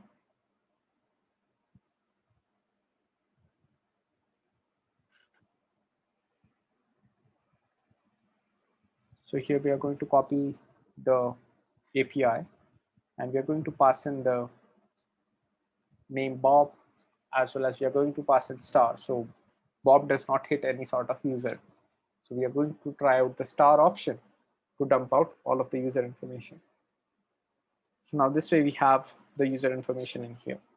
So this is one such example of what can go wrong if the API is poorly coded, if the error messages provide a lot of information to the attacker, which again can tell the attacker to provide some sensitive information which the attacker can abuse. So this was again the broken authentication through sensitive data exposure. We have an internal API which is getting revealed to the attacker through the error message. Now, this could also be present inside, if the application is poorly coded, you might also see this in the JavaScript uh, code, which is there on the client end. So it might be there as well, and it might reveal sensitive information such as these internal APIs, which are not supposed to be public in the first place. Now, next we are going to take a look at a really interesting demo. So here we have an application. Let me bring up a video. So here we have an application which requires authentication through OTP. So we have an option to enter the phone number, and then we have an option to send the verification code. So this is OTP based authentication on application, right? So once we select, or once we click on the button, we get an option to verify the OTP. Now here we can go ahead, put in an OTP, and it will check. And here it reveals it's 4-digit OTP, right? And it says that it is an incorrect OTP. So what we are going to do at this point is we are going to intercept the request. And here, the important point here is we are going to, by default, burp only intercepts the client request. So let's say here we are the client, and when we are sending a request to the server, and this is the burp. So it only intercepts the request from the client to the server. It does not intercept the responses which is sent back by the server to the client. So this is not done by default. So in this case, what we are going to do is we are going to intercept the server responses as well. So we have to select this checkbox right down there. So this again, I'm not sure if all of you saw that. Just a second, let me go back in here. And here we can notice here we have the small checkbox. So we have enabled both request interception as well as response interception. So now what we are going to do is we are going to go back. So here we can notice we are going to click on the back option to get to the initial phase where we send out the, or where we enter the phone number, and then we are going to click on the send verification code. Now at this point, this is the request which is sent from the browser to the server. So here we have a session ID. And this is again a request is sent to /dev/send endpoint. So now the response which you get from the server includes the session ID and it says success. So let me go back in here. So this session ID, right? So this was again already stored in the browser. This was because we have already sent out a couple of requests back and forth, right? So that's why it is sent. But since we are sending out a request to the send endpoint, now we'll notice the response which we get. We have a session ID and then it returns success message. So this indicates that the OTP or the OTP is sent by the server to the mobile. Now we are going to go ahead, intercept the request again, and we're going to enter an OTP. Now here we'll notice we have the session ID, which is again the same session ID we got in the response being sent in a JSON followed by an OTP attribute in here. So we have whatever OTP sent in here is passed in here.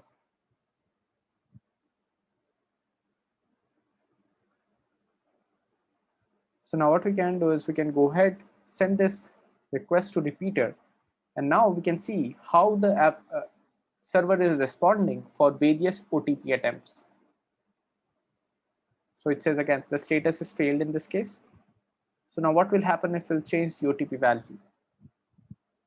So here we are trying another 4-digit OTP and it says failed. Similarly, if we'll try another 4-digit one, it says failed. Now if you'll notice, it is returning failed for all of these attempts. It is not applying any sort of rate limiting or checks whether a OTP has exceeded or the number of attempt has exceeded the limit, right? So this indicates that we can perform brute forcing of this OTP. So now we know that it is a 4-digit number, right? So it is going to range from 1000 to 999. Now, if we'll try this one with community edition of Burp Suite, it is going to probably take days. So in order to perform this attack faster, we are going to use Zap proxy.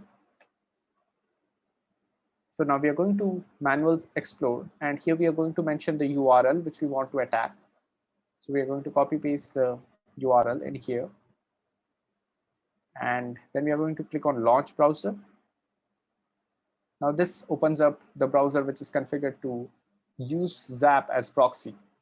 So now we are going to interact with the application like we did previously. We are going to enter a phone number. We are going to mention an OTP. Now it says incorrect OTP. So now the request has been all logged onto the Zap sitemap.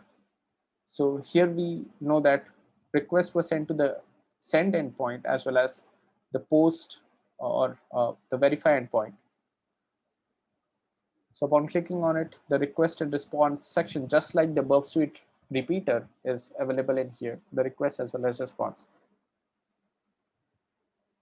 So now we are going to right click on this and we are going to select the first attack. And now we have to change the OTP. So here we're going to select the OTP or select the string which we want to change. And then we are going to click on add. And then we are going to add a payload. And here we are going to select numbers. And once we select this one, it will provide us with an option to enter the range. Here we are going to set the range as 1000 to 9,999. And once we are done, we go ahead, click on OK. And now the payload are all set. Now what we need to do is we need to check whether a specific string is present in the response or not. So we are going to add a message processor for that. So here we can notice, if we'll go back, just a minute.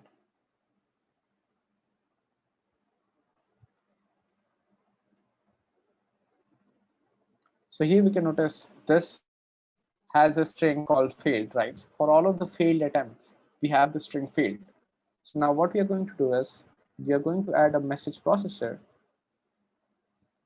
And this is again adding the numbers payload. Once we do that, we are going to click on message processor. And here we are going to add a message processor and we are going to say, we are going to create again the type tag creator, we are going to mention the regex, which is supposed to match. So now we know that failed is the string which was present in the status. So this indicates all of the failed attempts. So if this regex is present, that means the OTP is not correct. So we are going to mention the tag is failed, and this is again the regex which matches for a specific response. And if this is present, then the tag will be added as failed. Now, once we do that, we are going to click on start fuzzer. So this starts the attack. And here we'll notice we have a flag in here, right? So for all of the failed attempts, it's going to check if failed string is present. And if it is present, it is going to mark this as true. This field is marked as true. So now, as you can notice, it sent out 100 requests within like fraction of seconds. If we are trying to do the same with community edition of Perp, it is going to take around like 30 minutes or so. So it goes ahead, sends out tens of thousands of requests within a couple of minutes. So again, once we have sent out a couple of requests, the reason we stopped was, again, we just saw that a flag was passed which does not have this value checked. So that's why we are again going to sort this one out. So we change the state or the order of the state, and it will provide us with the information whether this flag was present in the response or not. So here we can notice we have one request, which is again this one. It says the payload is 12222, and here the flag, which is again the failed string, is not present in the response. So that's why this is not checked in. So now we can go ahead, click on this one, and this is the OTP, right? Now we know that this is the session ID corresponding to this specific OTP. So we need to use the same session ID. Now we know that this OTP was verified successfully. So this session is whitelisted now. So we are going to copy out the same session ID which was sent. And this is again the status response. We are going to copy out the session ID from here. And in the burp suite interceptor, what we are going to do is we are going to intercept the request again, and we are going to paste in the session ID. So now this is the same session ID for which the OTP was verified. And this way, if I'll go ahead, send out the request, it says that again, the authentication was bypassed, and now we have a flag which is shown to us.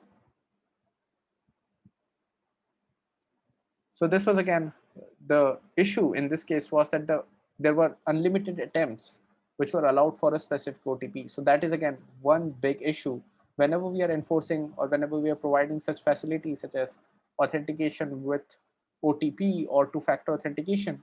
This limitation has to be applied, right? So for example, let's say we have a limited number of characters, we have to rate limit. We have to apply a restriction that you cannot perform more than this many attempts, maybe 5 attempts or maybe 10 attempts.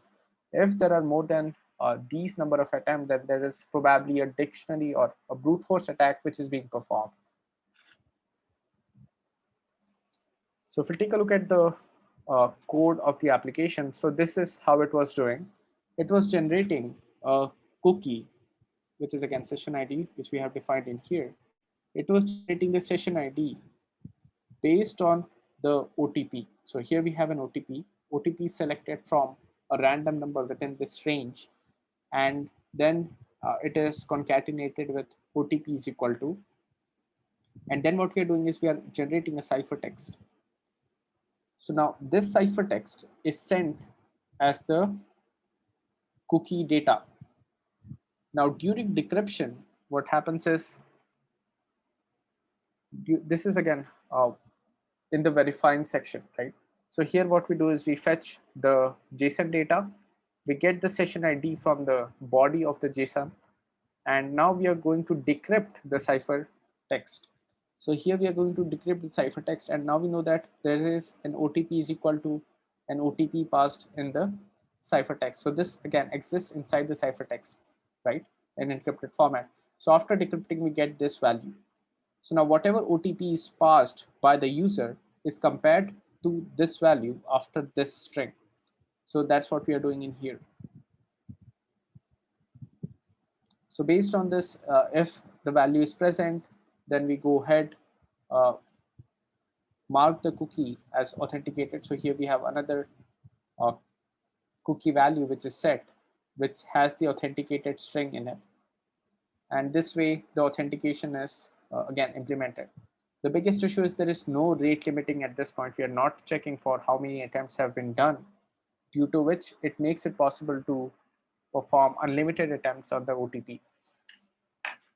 So the rate limiting one is again a big problem for, again, the developers who are not familiar of these kind of attack. So any doubt in this part?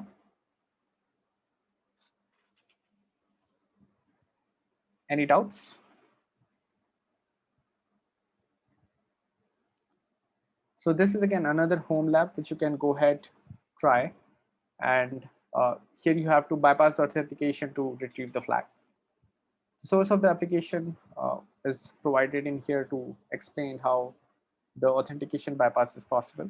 So you can try this one out. In case if you have any doubts, you can let me know. Now, apart from this, we have a couple of other home labs. So this is real world application on how authentication bypass can happen. Many times what happens is we expect that this is a very common issue. This is very, uh, stupid mistake. Does this really happen? And in reality, this does happen a lot. You can try out this application. This is a very simple application which is vulnerable to authentication bypass. And this is another home lab, and this uses uh, a deliberate vulnerable application. So you can try this one out as well. And this is another session ID analysis on, we have to analyze the session ID, and based on that, we have to perform the authentication bypass. Now, next we are going to jump into broken access control. And this personally, this is one of my favorite category of OWASP top 10, just because again, it has so many types of misconfiguration which can happen, and it provides the attacker with so many options to perform the attack. So now let's take a look at the access controls. Just a second. So now let's say we have an application such as, again, a management application where we have an editor who can go ahead, edit the articles. And then we have maybe reviewer. So let's say we have John as editor, and let's say we have a reviewer, Alice and Bob. And let's say we have an admin user who again manages the access and everything. So let's call this as admin.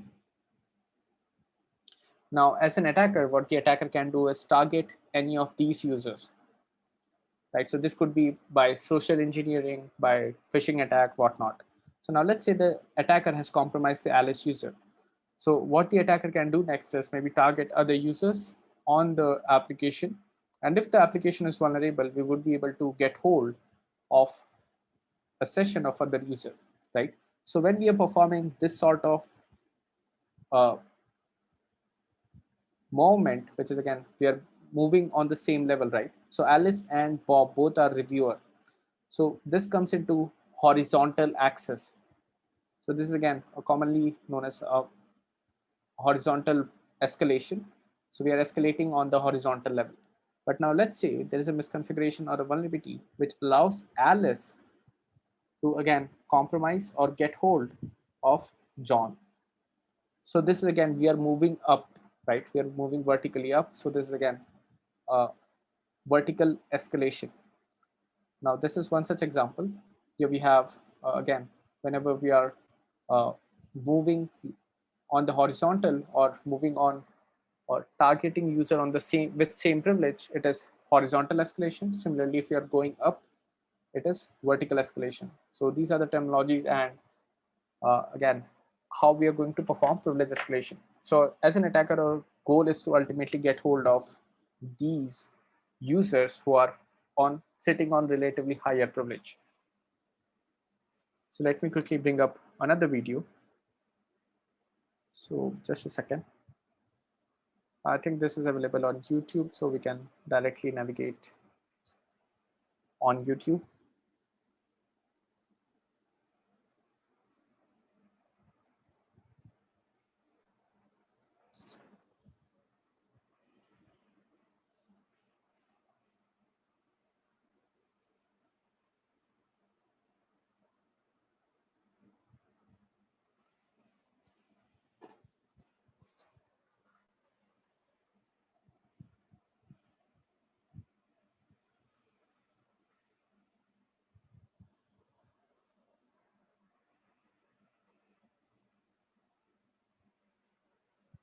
So first of all, we are going to identify the IP address. Let me quickly forward this a little.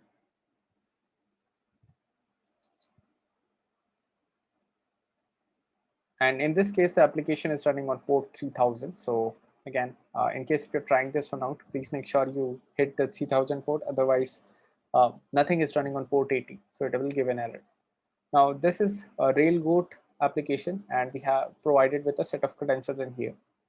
So the credentials are, again, viewable from the tutorial credential section. And we have the set of credential in here. So what we're going to do is we are going to use the credentials of a low privilege user. And this is again the credentials. So we're going to select the gym and one of the credentials of one of the low privilege user, and then we are going to log into the application. So here we have the decent application, and it provides us with a couple of options.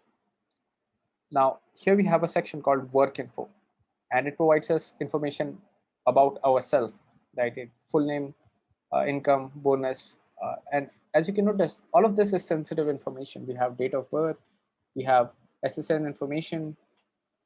All of this is sensitive information. We have income as well, right? So all of these are sensitive information. So can anyone tell me what is the issue on this specific web page? What issue can you see on this page? Anyone?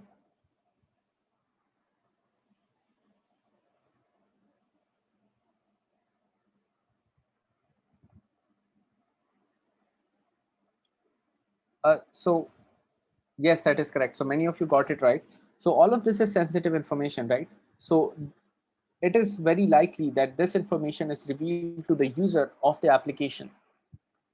Because again, for example, if you're accessing a banking website, right, so there could be a lot of sensitive information there. So only the user who is logged in can view their own information. So that is completely fine. So this information present in here is completely fine. The issue is in the URL. So here we can notice in the URL, we have something called /2, right? Now on a database system, on whenever we are registering a user, what happens is on the table, we have the unique ID corresponding to this user. And this is again to uniquely identify each and every user. So many times the application might be storing the users in a specific order. So let's say the first user is going to be probably admin, and then we'll have local users in here. So this probably indicates that this is how the data is stored on the database. We have a unique identifier corresponding to a specific user, which is this one. So now what we can do is we can try and maybe change the URL, and we can maybe iterate over this, and there we go. So this is again the issue in here. We were able to change this value, and now we were able to find information about other users. So now this is a critical misconfiguration. So this is again, this is called as insecure direct object reference. And this is because we are able to access the object of another user, and we were not supposed to do that. So the vulnerability, again, revealing this information for a single user for themselves for fine, but if you are able to view this information for someone else, this is a sensitive data exposure in itself, right? So this vulnerability is known as insecure direct object reference, which in turn allows us to perform some operations such as sensitive data exposure, privilege escalation, whatnot. So we'll take a look at, we have already seen the sensitive data exposure. In this case, we'll take a look at privilege escalation in just a minute. So now we can go ahead, change the value, and we can get hold of pretty much anyone.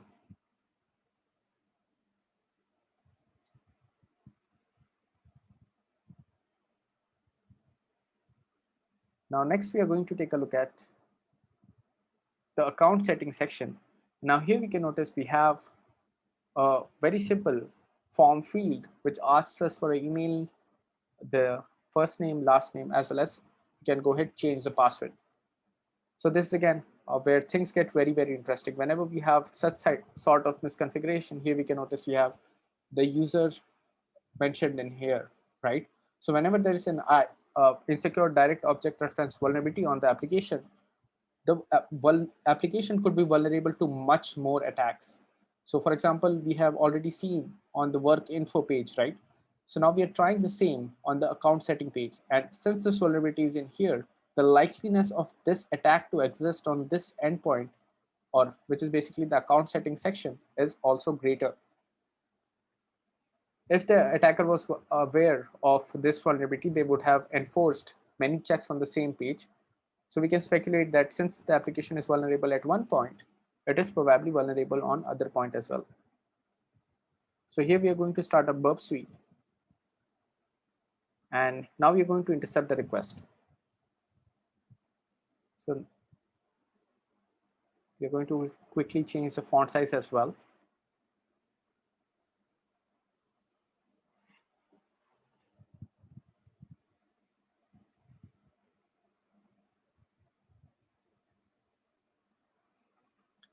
And now we are going to submit the form. We are going to enter a password. We are going to submit the form, and the request will be intercepted. So now in the request, can anyone point out a critical mistake? What is the mistake in this case?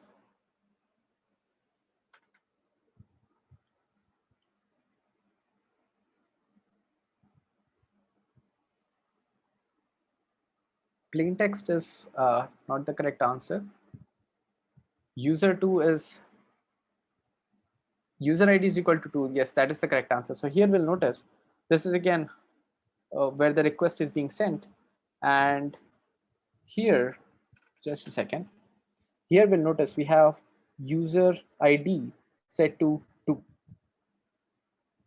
Right, so here we have, just a second, the ID is mentioned in here. So this is again the reference to a specific user ID. So as an attacker, what we can do is maybe change this to 3, 4, 5 and see how the application behaves. So now we know that many times in application, let me draw this one out. So here we have the ID. This is already known. A user can be referenced by ID and the user can be referenced by email, and here we have the password. So these were the two fields which were used to log into the application, right? So that means the email has to be unique. This field has to be unique. So we cannot have multiple users with the same email because it will result in a conflict. So now we know that each and every user must have a unique email ID. So what we are going to do at this point is, we know that this is the ID of the user and this is our ID and this is us, right? This is our own email ID, our own password which we sent. So now what we are going to do is we are going to change this value from 2 to 3, and then we are going to change this email to a different one which we are speculating does not exist inside the database. This way what might happen is the information for the third user might get updated with the information which you have passed in this case. So whatever email we have passed will be updated for the third user. Similarly, whatever password we have passed will be updated for the third user. So by this, it will provide us with a complete takeover of the AWS account, or sorry, the normal account. I'm so familiar with AWS that many times whenever I'm referencing account, I refer to AWS account.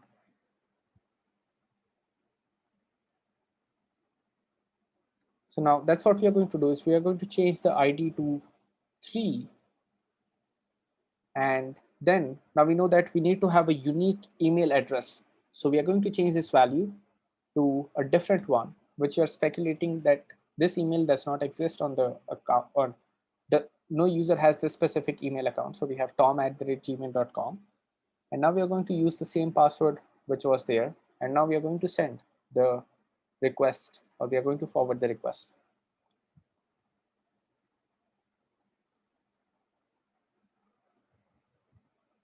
Now here we can notice it actually, I think it showed a prompt of like the uh, password was successfully changed, but again, it was not captured in the video itself.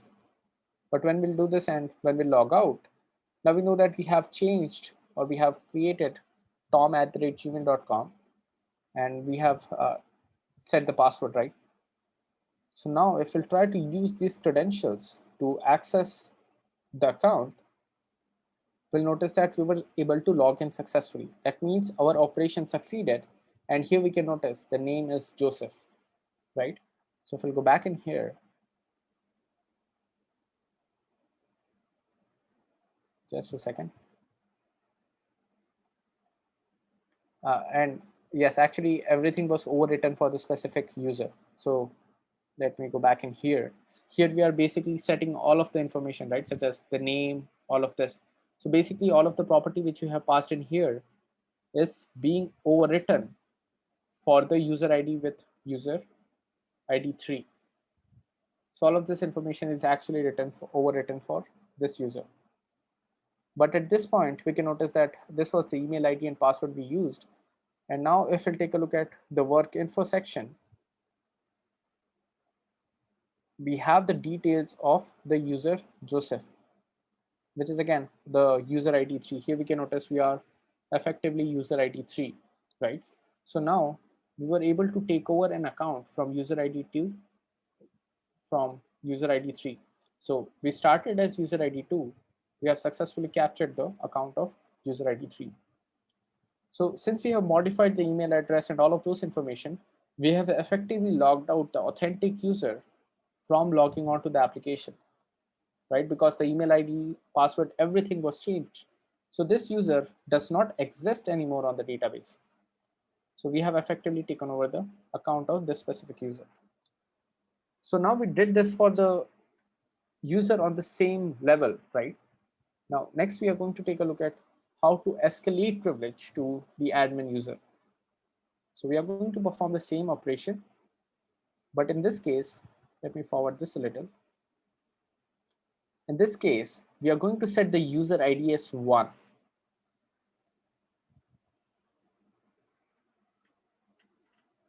So here we have the user ID set as 3, right? We are going to change this to 1. So now what happens is all of the information about the admin will get updated. This is because again, whenever we have this sort of uh, database and a data model being used, we have 1, 2, 3. If they are in order, then the likeliness of admin user being the first user of the application is very, very high. So that's why we are trying for the first user ID. This is because again, we have already seen 2, 3. Both of them were local users. So that means the first one could correspond to the admin user. So that's why we are changing this value to 1.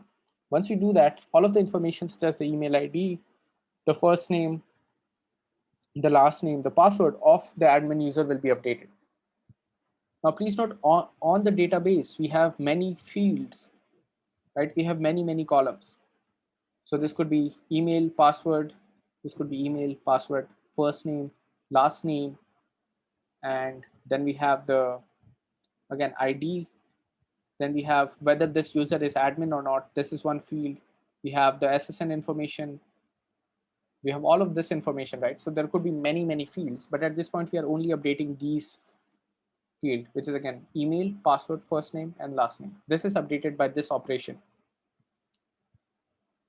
So now we are going to set the ID as 1. And now when we'll forward the request, before that we also have to make sure that the email ID we use is unique. So we are going to mention admin@gmail.com. Now we are going to forward the request. If we'll go back to the section and log out and use the same credential again, admin@gmail.com, and then the password which we set, and we'll log in, we'll notice that we have a new section in here, admin, right? So now we are effectively admin user. So we have taken over the admin account and we have become the admin. So here at this point, we can perform various kind of operations and we can manage the users. And as you can see, we have admin 2, all of these users are there. And here you can notice the user is overwritten, right? Here we have whether this user is admin or not. We have a checkbox indicating that this user is admin. All of the information is overwritten, such as first name, last name, the password, and email address. So this is how we can perform privilege escalation or application where there is this kind of vulnerability.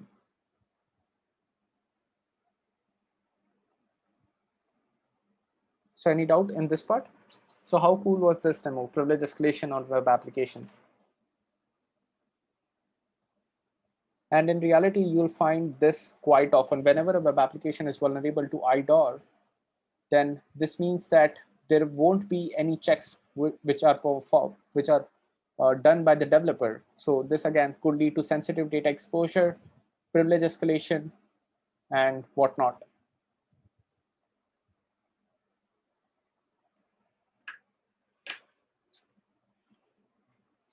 Now let's go back to the slides and just a second.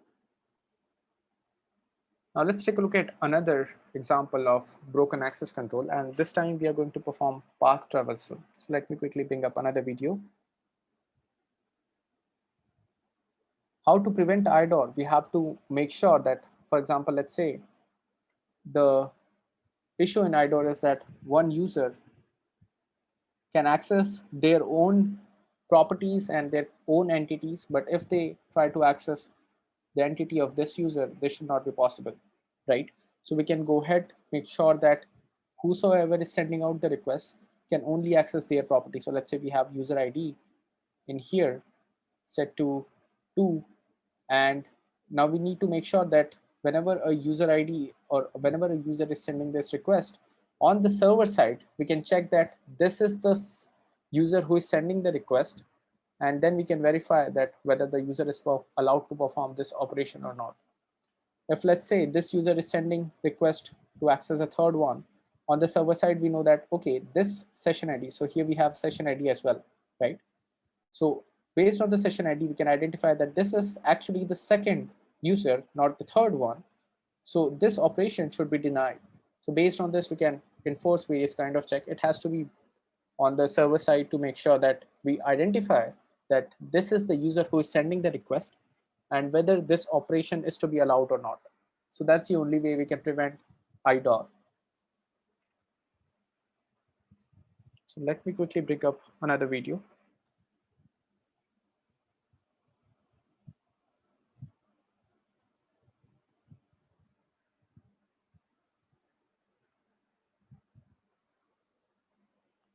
I think the name on the demo is incorrect, but the video is correct. So here we have a very simple application, says poem, and now we can click on any of these poem. Now if I click on this poem, can anyone tell me what is the interesting information, or again from pen testing angle, what is relevant in this page? Yes, that is correct. So if I'll click on any of the poem, we'll notice we have a parameter called file, which is being sent in the URL, right? So now what we can do is maybe we can provide or we can inject a payload in this specific parameter. So now, first of all, we are going to identify the S3 bucket URL. And here we can notice we have a couple of S3 bucket URL. So here we have this specific S3 bucket in the AP Southeast 1 region. So now we know that this is the name of the bucket. So we are going to interact with the S3 bucket directly, and we are going to try and enumerate the S3 bucket. The region information is again not required. We can directly send the request to the S3 bucket. And here we can notice we can list out the objects on the S3 bucket. So just like previous case, we noticed that static was the only directory which was being referenced. And here we have the poem directory. So this contains all of the poems which are being displayed by the uh, web application. So PRE, as you can notice, again, it corresponds to whether this is an object or whether it is a directory. So here, as you can notice, when we are listing this one, if this is a file, it is again the length as well as the date information is stored in here. Whereas in this case, these are directories. So it is going to show us this specific message indicating that this is a directory.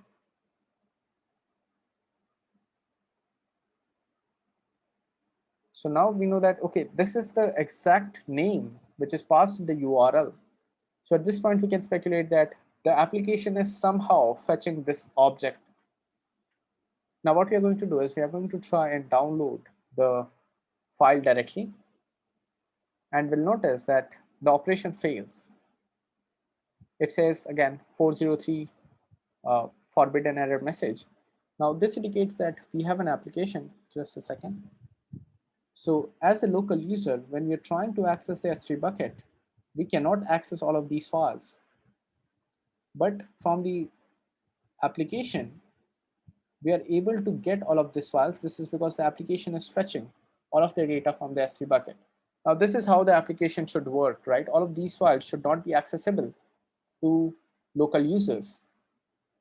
Local users should not be able to access this one. This should only be accessible to S3 or the application which is interacting with the S3 bucket. So in this respect, the application is built right. But now let's take a look at the mistake which is there. So now we are going to try to enumerate the backup directory and other directories which are presented here. And here we'll notice we have one more file, which is user creds. So we are going to try, and as the file name itself suggests, it contains user credentials. So this might contain sensitive information. So we are going to try and download this file, and this operation will fail, and it says forbidden. So can anyone tell me what is the next steps which we are going to take? So yes, that is correct. So we are going to take a look at this in just a minute. Now the mistake in here is this. There was not any requirement of having this specific option enabled. We do not need bucket listing enabled. Due to this listing, we were able to identify what all files were present on the S3 bucket. And now this is how the restriction is enforced on the bucket. We can fetch all of the objects anonymously from the static directory, which is again, this is referenced by the application, right? All of the static resources such as JavaScript, CSS, all of those are present in the static directory. So this part is how the web application accesses all of those resources. And now in the second case, this is how the role is allowed access to the S3 bucket. So now the role, let's say we have a role in here. So the role can access the S3 bucket, and the role also has a permission to read the entire bucket. So the role can read the bucket, and then we have this specific policy, which says deny get action for all principals on all these resources, which is again backup and David directory, apart from the role, which is this one. So this application will have this ID, which is again the role ID. And when this application is sending a request to the S3 bucket, it is going to mention that this is the user ID. So the deny statement is not applicable to the application, but it is applicable to all of the users who are trying to access the S3 bucket. So the deny statement is applicable to all of the users apart from the application. So due to which no one can perform get operation on these resources. But now we know that, okay, there is a file parameter. So maybe what we can do is try a simple LFI payload and then access the backup directory. So here, now we were able to access the user creds file. This, although is not directly accessible through the S3 bucket, we were able to access this through the application. So this was again one of the mistakes was the permission itself. It should have only been restricted or limited to the David directory. It was not required to have this option in here.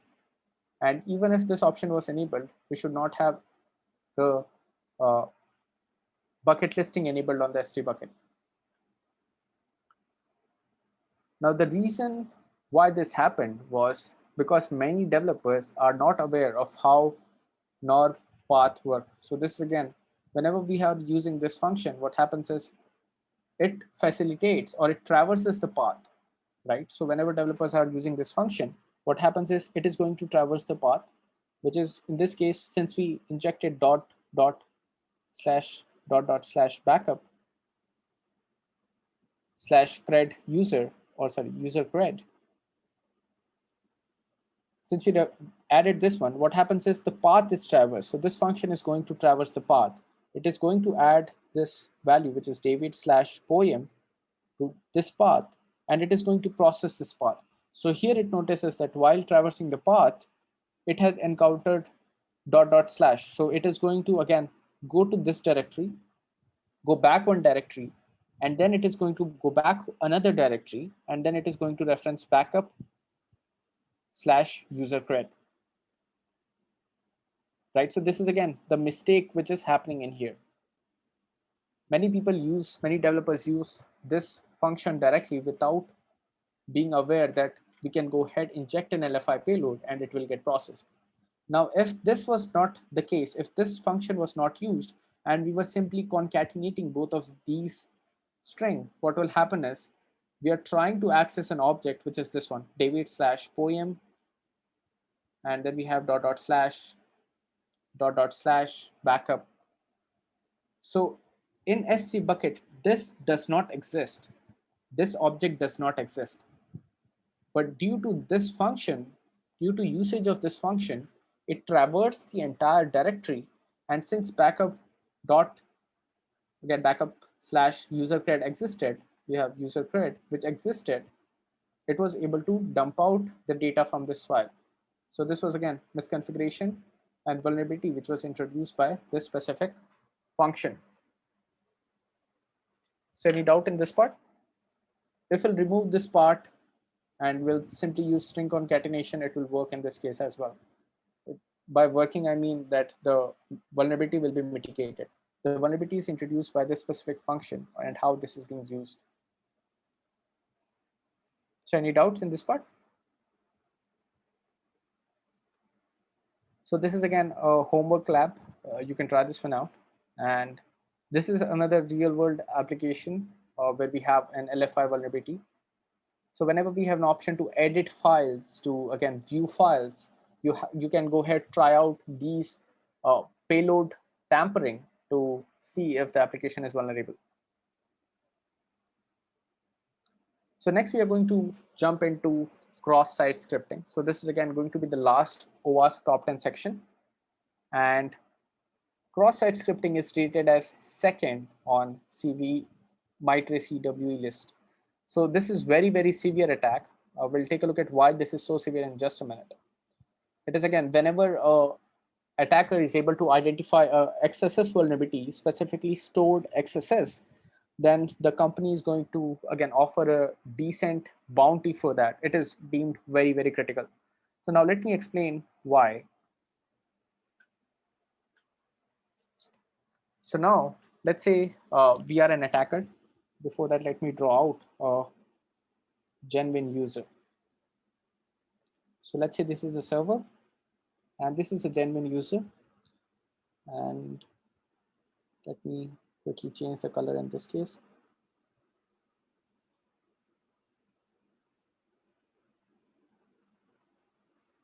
So now let's say we have a server in here and this is the genuine user. Now let's say this user is logged on to banking website. This user is logged on to social media. This could be Facebook, Instagram, whatnot. And now let's say we have an attacker. Just a second. So here we have an attacker who is going to access or attack a web application. Now, before that, let's also say that this user is also logged on onto a vulnerable application. So I'll indicate this as well. So this is a vulnerable application. Now the attacker goes ahead, identifies a vulnerability on this specific application, and the attacker injects a payload onto the server, which is again feeding this application, right? So this payload is injected or stored in the database on this server. Now what happens is when this user is rendering or interacting with this specific application, that payload is served to the user. Now, XSS is deemed very, very critical because whenever this payload is being rendered to the user, this is being executed onto the browser. So this is not executing on the server side. The payload is not executing on the server side, yet it is executing on the browser, which is being used by the user. So now since it is executing on the browser, what the attacker can do is the attacker can go ahead, send out request to the banking site. The attacker can go ahead, send out the request to the social media site. Now, since the request is being originated from the browser of this specific client, what happens is the request which is being sent to these endpoints are going to be authenticated as this user. So now let's say what the attacker can do is inject a payload. Let me clear this one now. So what the attacker can do is inject a payload onto the server, which in turn triggers, just a second. So let's say this is the browser and this is the client browser, which is again of a genuine user. Then we have the server. Now let's say the attacker injected a payload which says transfer this much amount, let's say $10,000 to this specific account, which is again maybe one of popular banks. This could be again any of the banks, and it could be attacker's account, right? So transfer $10,000 to this account. So when this payload is injected, whatever request is injected in that payload will be sent from the client browser to the server of the bank, right? So this is originating from the browser's, the client's browser to this bank. So this request is authenticated as this specific client, right? So now the client session is going to send a request saying that, okay, transfer this much amount to this specific user. So this is why XSS is deemed as so severe, because we can go ahead, impersonate the client to perform various kind of operation. Although we are not directly impersonating the client, we are sending out the request to the server of the vulnerable application, which in turn triggers a payload which is executed on the browser, and from the browser all of these requests are originating. So this could be again to banking websites, social media, and whatnot. Now, due to the severity, and now since we are executing a payload on the browser, we can also get hold of the saved passwords and whatnot, because this again, and we can also get hold of credit card information. Many people, they use autofill, they use a couple of plugins which store all of this information, right? So it makes it possible for an attacker to again steal all of this information if it is vulnerable to XSS. So that is why whenever a company or whenever a bug bounty hunter is identified an XSS vulnerability, it is deemed very, very severe. And a lot of payout is done for XSS based vulnerabilities. So this is again how we can leverage the XSS vulnerability. Here, the attacker can go ahead, inject a payload onto the website, and this website is again visited by a normal genuine user. Now the payload is executed on the browser of this specific user. Now this can go ahead, provide the attacker with the session cookie of the user. This includes, or this provides access to the website. And similarly, what the attacker can do is go ahead, send out requests to other server from the browser of the client. So now let's quickly jump into a demo for reflected XSS. So how many of you have heard about Sammy Worm? Anyone? Sammy Worm, MySpace Worm, also known as the MySpace Worm. Yeah, it's a really we'll talk about in just a minute. So before that, let's take a look at quick example of reflected XSS. So here we can notice, in order to identify whether a web application is vulnerable to reflected XSS or not, first thing which we need to do is identify whether the input which you are providing anywhere is being echoed back on the web application or not. Here we had entered Tom, and here we can notice it has echoed us the response. So here we have Tom, right? Similarly, let's say you are performing a form submission. Let's say you are writing out an article, right? So in that case, whatever information you are writing it out, it is going to be displayed somewhere on the application. So in this case, we'll have to inject various payload to see how the data which we injected is going to reflect back on the application.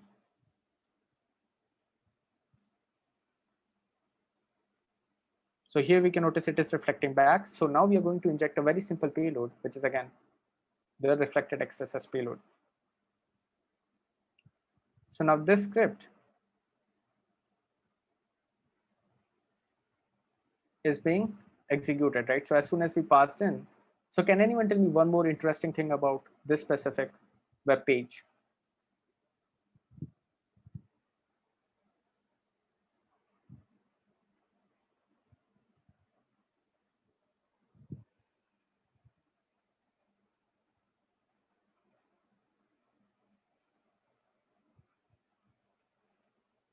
Yes, that is correct. So here we have the URL, right?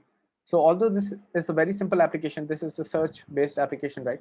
So now what the attacker can do is the attacker can go ahead, copy out this URL, and then send this URL to a genuine user, maybe using a social media or whatnot. Because again, many times people, again, you can mark this as win $10,000, click on this link, whatnot, right? All of these email-based messages, all of these phishing attack and social engineering tricks can be used to trick a user to click on these kind of URL. So the attacker can send this URL to the genuine client, and then when this user is going to click on this specific link, then it is going to execute on the browser. And at this point, we are simply printing or we are triggering an alert box, right? But here, since an entire JavaScript is being executed, we can easily dump out the cookie, as well as we can go ahead, send out requests to various endpoint from this code as well. So this is again, whenever we have reflected XSS is also deemed severe. But again, in case of reflected XSS, the only way we can go ahead attack the client is by directly interacting with the client by social engineering and whatnot. But in case of stored XSS, we do not have to perform all of this operation. So this is why, again, stored XSS is very, very severe. Now, this was, again, basic XSS example. So here we can notice we are trying to dump out the cookie information. So here we have document.cookie, and it shows us with the cookie. So the flag is set in the cookie, so that's why we have in here. Similarly, we can seal the cookie by simply sending out a request to attacker control server. This way we'll get hold of the cookie.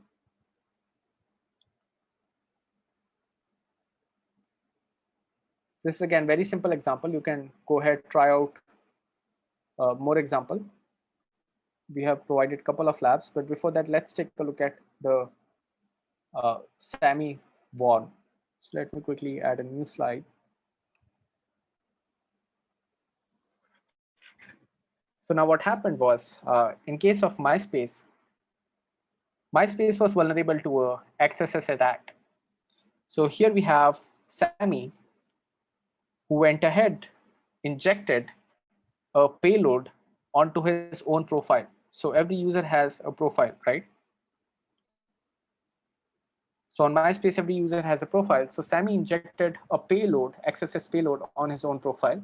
So now with this XSS payload, what happened was whenever a user accessed or whenever the user viewed Sammy's profile, this XSS payload, what it did was it updated the profile of this user with the same XSS payload. So basically, whosoever is visiting Sammy's profile, the XSS payload was triggered, which in turn updated the profile of the user, current user, and injected that XSS payload in here. And then this XSS payload, what it did was it also sent out a request, friend request from this user to Sammy. So this way, let's say another user goes ahead, views the profile of this individual, this XSS payload updated the profile of this user and injected the XSS payload in here in the profile of this user, and then send the request to Sammy as well. Similarly, whosoever was visiting the profile of an infected user was themselves getting infected. So here we have another XSS payload. Similarly, again, this went on and on and on, and we had a lot of users who were infected, and all of the users who were visiting each other were getting infected. So this was again the SAMI XSS swarm, a simple XSS payload, which in turn updated the profile of a user to include that XSS payload. So if we'll search for, just a second, if we'll search for SAMI worm, you'll notice that we have a Wikipedia page for it. And this says it affected over 1 million users who had run the payload, making SAMI the fastest spreading virus of all time. And the bomb was relatively harmless. It carried a payload that would display the string, but most of all, Sammy is my hero on the victim's MySpace profile. And it will also send a request to Sammy, right? So this is again one of the most beautiful XSS swarm in the history of, again, computers. And again, Sammy was charged for this worm, and because it disrupted the service, as well as this was a critical issue on MySpace. So this indicates what can go wrong if you have XSS vulnerability on a web application. The user can go ahead, steal data. The user can send out requests impersonating a user to perform various kind of privileged action as well. So any doubt till this part? So this was again explanation of the reflected XSS. So here what is happening is we are fetching the user input. So we are fetching the user input, storing into the value, and we are returning that value directly in here. We are not performing any sort of sanitization, due to which, again, the XSS payload is echoed back to the user, which in turn triggers the XSS payload. Now here we have, again, the inside the template, here we are performing template.render, right? So whatever template we are rendering, this is how we are referencing the value inside the HTML template. So now next we are going to take a look at DOM-based XSS. So how many of you are familiar with DOM-based XSS?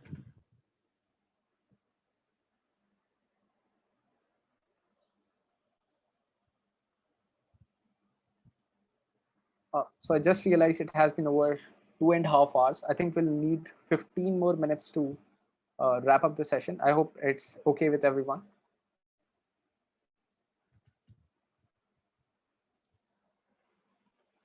So now in case of DOM-based XSS, what happens is the XSS payload is not sent to the server.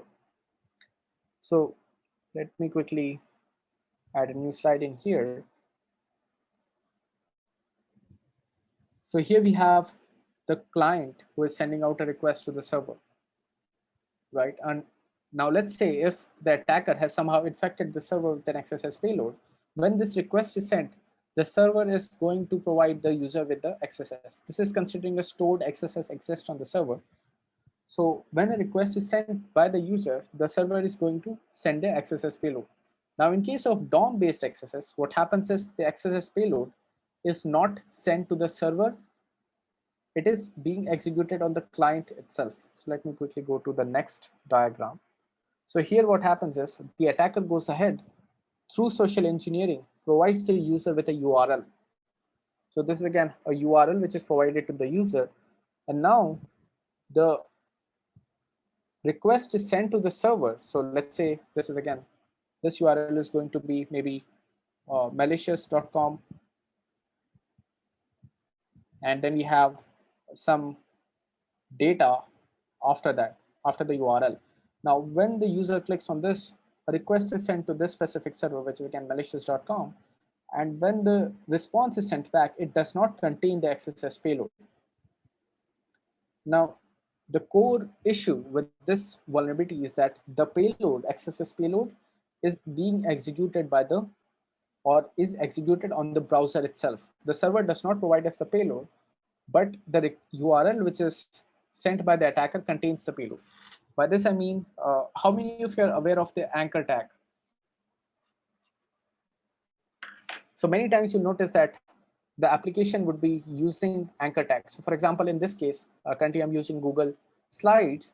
So here we have an anchor tag. So does this value is being sent to the server, which is again the Google server, or in case of single page application, you'll notice that all of the routing is happening through the anchor tags, right?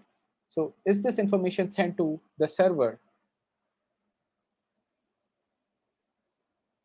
Yes, that is correct. So whenever we have such a value, in this case, we have this one, right? So this value is not sent to the server. This is used by the client or the browser itself to render the view. So the JavaScript, etc., will be using this specific value to change the view accordingly on the browser itself. So now what the attacker is going to do is the attacker is going to provide a malicious URL which contains the XSS payload in the anchor tag.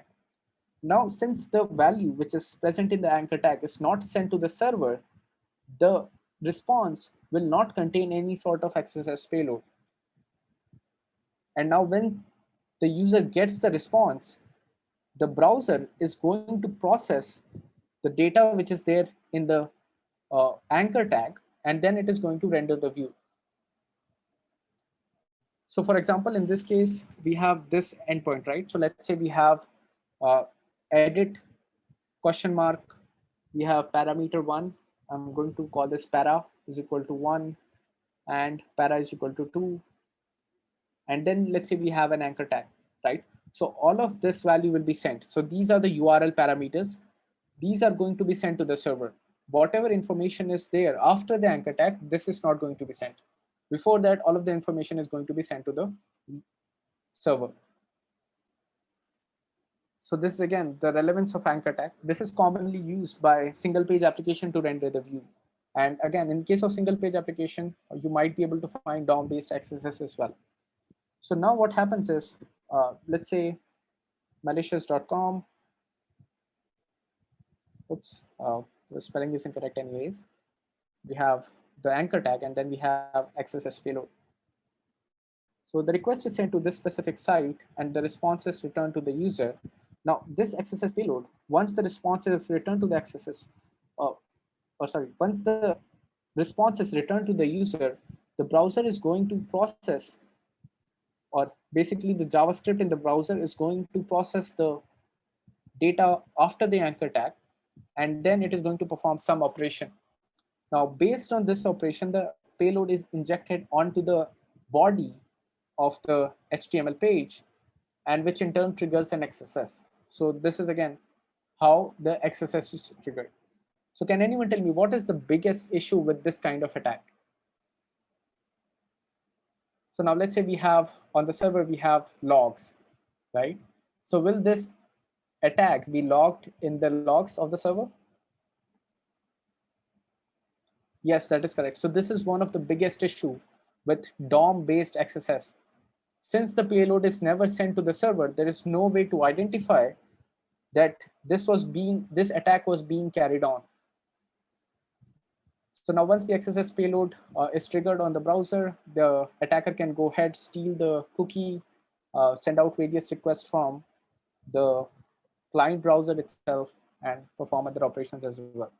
So this is why again DOM-based XSS is very, very severe, because again it's more or less invisible to the target server.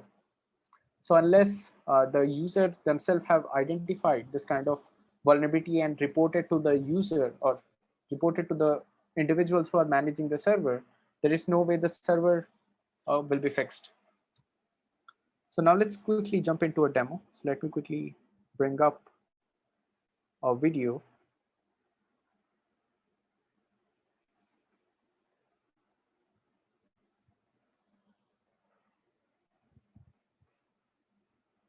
So here we have a deliberate vulnerable application. Let me forward this a little. first things first, we are going to identify the IP address, and then we are going to perform a scan to identify open port. Now here we have the DVW deleted vulnerable application. We are going to use the credentials admin password. And next we are going to navigate to the XSS DOM section. So make sure we change the security level to low, and then we can go ahead, navigate to the XSS DOM section. And here we can notice we have an option to select a language. So we can go ahead, select any language, and now this language selection is happening on the client end. It is not happening on the server end. So this is one such example. In this case, the request will be sent out to the server because there is no anchor tag, right? So this is one kind of DOM access where the request is actually sent out to the server, but the response does not contain the XSS payload. Only the client is processing the value, and then it is rendering the view. So in this case, this is one example of DOM where a request is being sent to the, or the entire request will be logged onto the server. So now we can go ahead, similarly dump out the cookie. Now let me quickly take you to the DOM-based XSS where we are using anchor tag.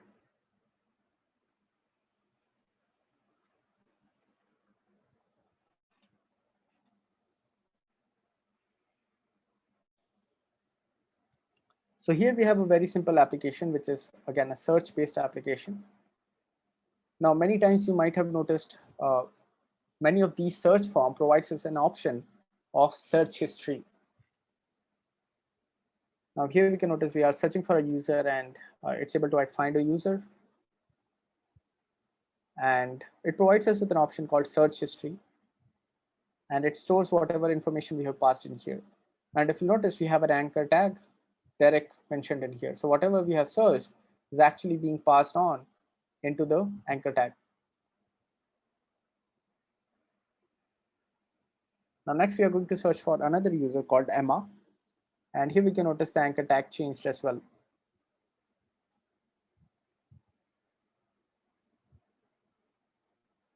Now we are going to search for another user through the URL to see how the application behaves. And here we can notice we simply changed the value and then we reloaded the page.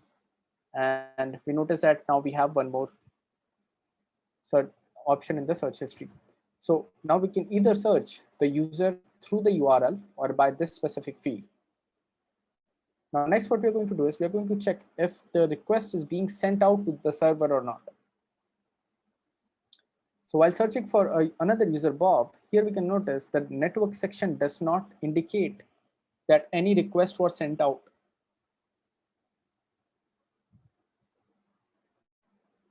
So this indicates that, so can anyone tell me what does this indicate? No request is being sent out to the server.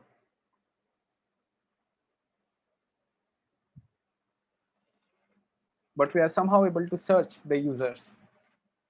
What does this mean?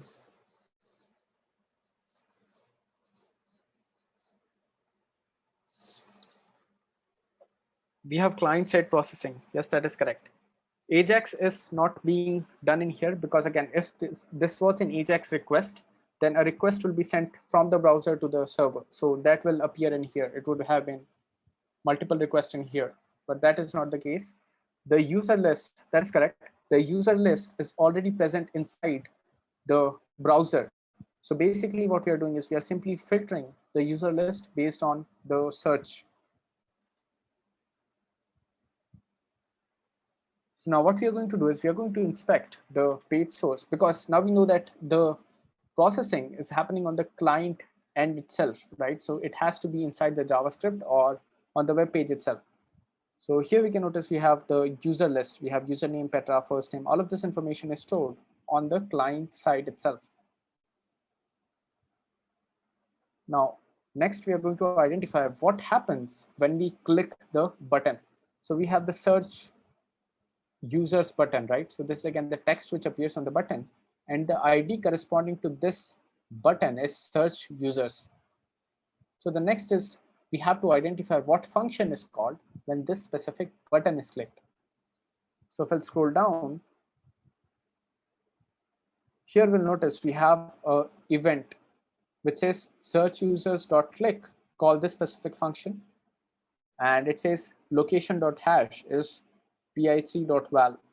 So pi3 is again the search field which we have. So whatever value we put in here, for example, Bob, location.hash. So whatever value is stored in here will be equal to Bob.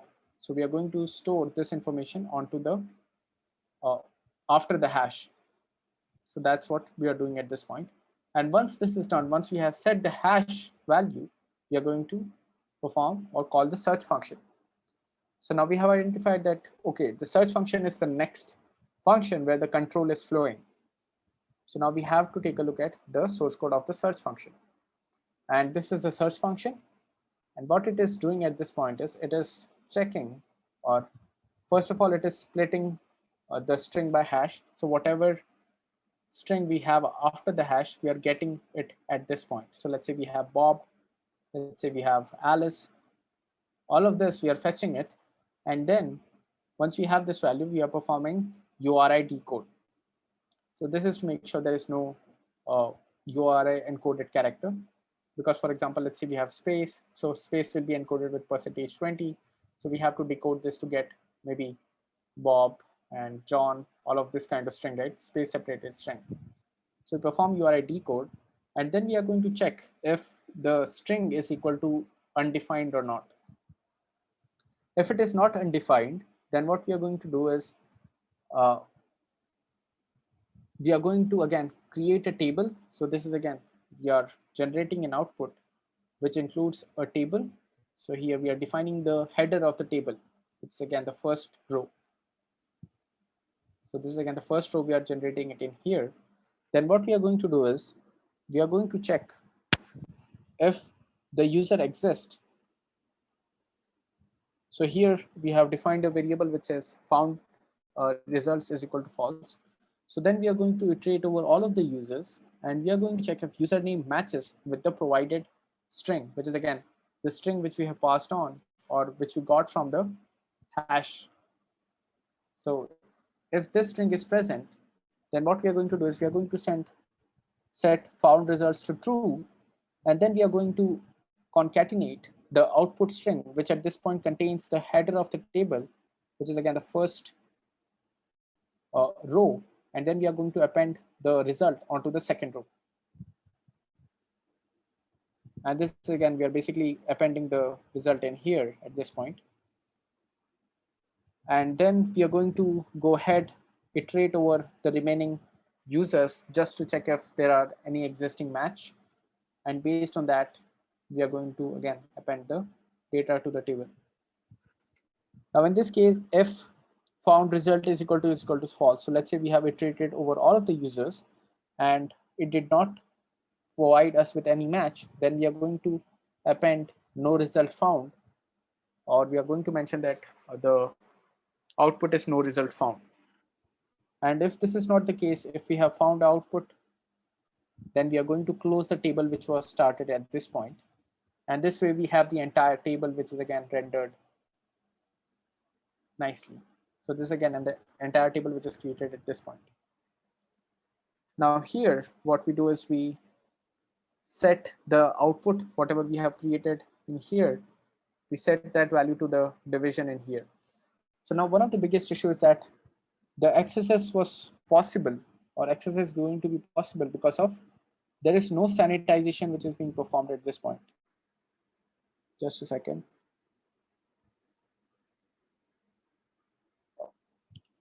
XSS won't trigger at this point. We'll take a look at the point where it triggers.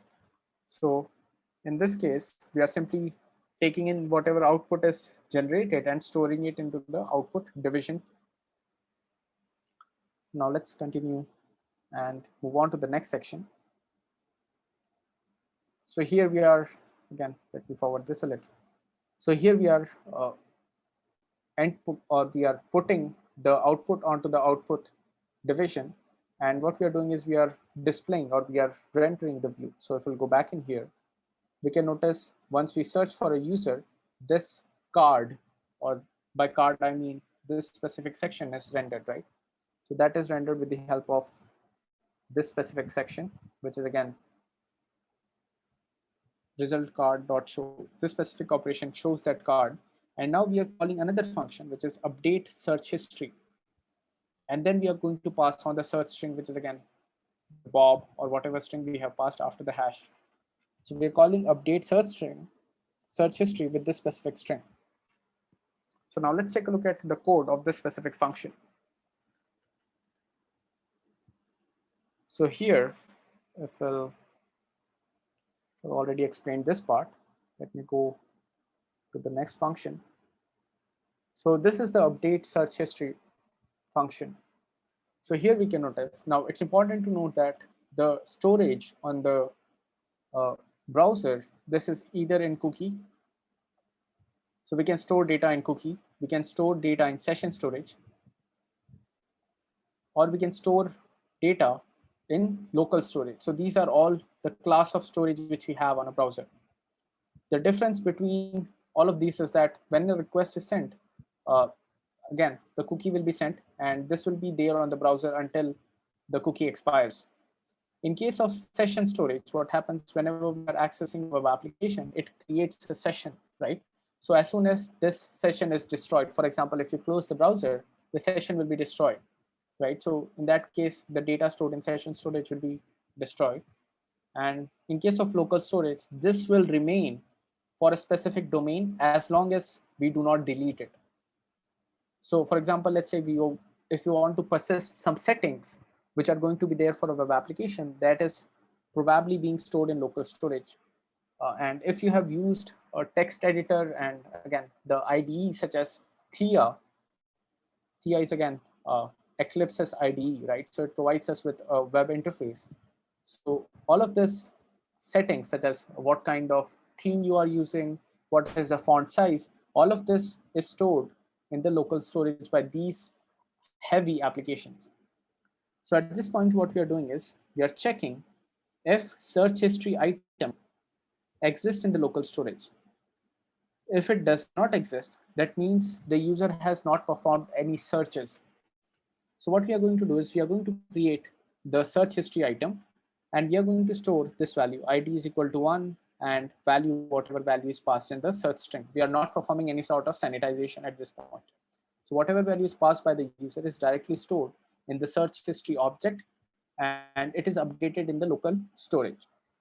So this is again a list. So here we have a list with various search history. So again, for example, first time we'll have 1:Bob. Similarly, for second time we'll have 2:Alice and whatnot. So all of this is going to be stored in the local storage. So this was the case when we do not have any sort of object stored in the search history, first of all. So now in case if we already have an object in the local storage, which indicates the user has performed a search before. So what we are going to do is we are going to set found as false, and we are going to retrieve the object from the local storage. So now let's say in the local storage, we have this list. We have 1:Bob, 2:Alice, and 3:David.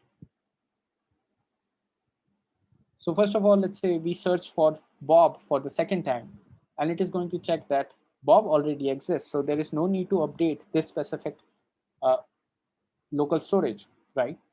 Now, in this case, that's what we are doing at this point. We are checking if Bob or a user already exists, or if the string we have entered already exists. If it exists, then there is no need to perform an update. But if it is not existent, if it does not exist, we'll have found is equal to false. So what we are going to do is we are going to update this specific object, and then we are going to append one more entry in here. Let's say we search for maybe John. So we are going to update this list and we are going to mention John in here. And then what we are going to do is we are going to update the item on local storage. And once this is done, once we have updated all of this information on local storage, we are going to call this show search results function. Now let's take a look at what this specific function does. Now this is just the explanation of this part. Let me quickly forward this a little. Now this is the local storage. So here we have, let me go back in here. In the developer console, we can go ahead, click on application. And when we click on application, here we have the local storage corresponding to website. So here we can notice this is the website which we have in here. And it stores all of this information, the search results which we have performed at this point.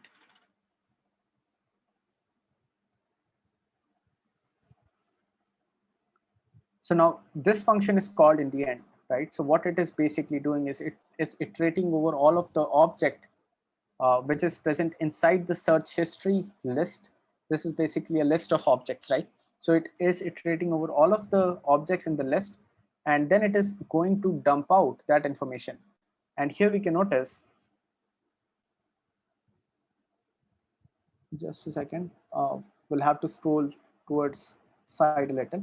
And here we can notice what we are doing at this point is we are not performing any sort of sanitization, right? We are simply dumping out this information.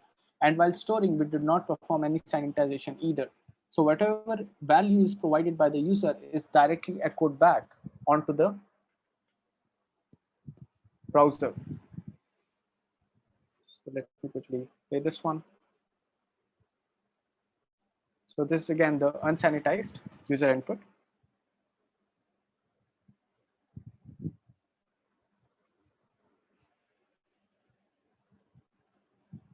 And then we are going to store that information into the search history division. Now this way what happens is, this was the explanation of how the XSS is triggering or how the value is reflected. Now what we are going to do next is we are going to inject the XSS payload to see how the application behaves. And we are going to reload the page, and here we can notice the XSS payload was injected. However, it was not executed. So can anyone tell me why it was not executed?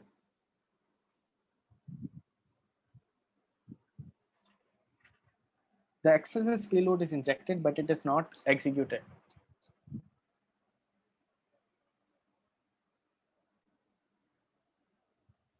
So here we can notice that although it was injected as text. So this is again injected as DOM text, due to which this code is not executable. So it is not going to execute because it is a common text. So now in this case, what we are going to do is we are going to inject a simple HTML code. So please note this is JavaScript code, which is not able to execute. So now in order to get past this issue, what we are going to do is we are going to use a simple HTML code. So first of all, we need a valid image. So that's why we are copying this one, favicon.io. So favicon is the icon which you see in here in the title bar, right? So in the title bar, we can notice we have a small icon. So this is the favicon.io. So this is a valid image. So now we needed a valid image. So once we have the valid image, we have copied this image out. So we are going to generate, or we are going to inject a simple image-based HTML tag. So we are going to reference image src. This is the image we want to load. Now we know that this is a valid image. So we are going to have an onload function. So now in the image HTML tag, we can define this kind of option, which is again what JavaScript function is to be called when this image loads. So here we have onload is equal to alert XSS. And based on this, again, here we have XSS triggered. Yes, it is an event handler. So when, again, event happens, for example, in this case, it is loading the image, right? So on that event, a function is to be called. So behind the scenes, again, it is an event handler. So this way we are able to, again, trigger an XSS. So many times you'll notice that the traditional XSS payload might not work. So this is, again, all of the payloads which you'll have to try out. So here we can notice the image loaded successfully as well.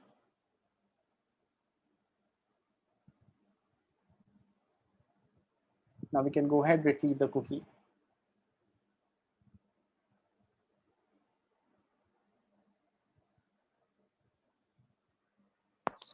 and we have the flag now.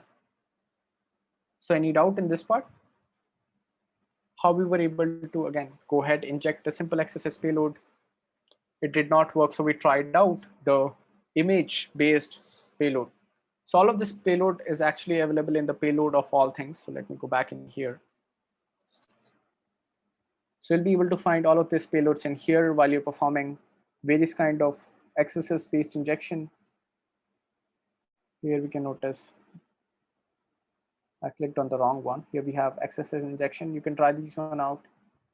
And there are many tools which you can use to perform or automate this operation as well. Next, let's go back to the slides. And here we have a couple of, again, explanation code snippet. I've already explained the code.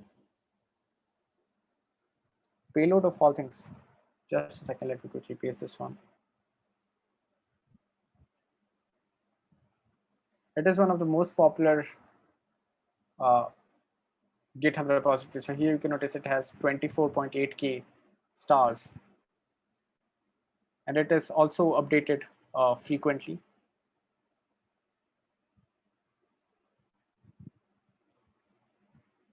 So this was again updated 8 days ago. So as you can notice, all of the latest payloads, they are going to cover it there. So it is very beneficial when you're performing pen testing, when one XSS payload does not work. Now this is a home lab. We have a real world application. You can try this one out. And this again is a common vulnerability which exists almost on many applications because of lack of sanitization. Many times people also perform sanitization, but they are using custom sanitization module, which are not good enough. And many people are able to bypass these XSS modules or XSS mitigation modules to trigger an actual XSS on the application. So in case if you're interested in in-depth XSS, I'll recommend checking out the Pentester Academy course. Let me quickly take you to Pentester Academy.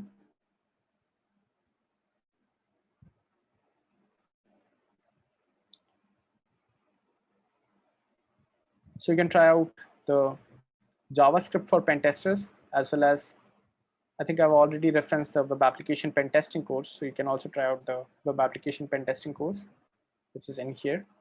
And once you have done this one, you can also take a look at WAP challenges. We have one more course in here, which is, I think I skipped that one. So here we have WAP challenges. You can also try this one out. This is also related to web application. So this is to answer the question of Alvin. Consider a scenario where script is executed in the server and the alert is not showing in the browser. Should this be reported an issue? So in case of JavaScript, the code won't be executed on a server unless, so let me quickly explain this part. So let's say this is the attacker, right? So attacker sends out a payload, injects or performs a stored XSS onto the server. So the payload actually exists inside a database on the server, right? So the only way this payload is executing on the server itself is if the admin who is using the application is going ahead operating the application from the server. So if the admin is accessing or using a remote browser to interact with the server, then the payload will be triggered on the browser itself. It won't be triggered on the server. So this is again a client-based payload. So that's why it's executed on the browser itself. Now, in case, let's say you are an attacker and you have injected an XSS payload onto the, the web app, and this in turn went ahead, is stored in the database, which is again DB in here. And now many times what might happen is this is a blind XSS. So in case of blind XSS, what happens is we do not know if this XSS was triggered or not. But what might happen is another admin user, here we are low privilege users. So let's say we are low privilege user who have injected an XSS payload. If it is a blind XSS, then what will happen is if an high privilege user such as admin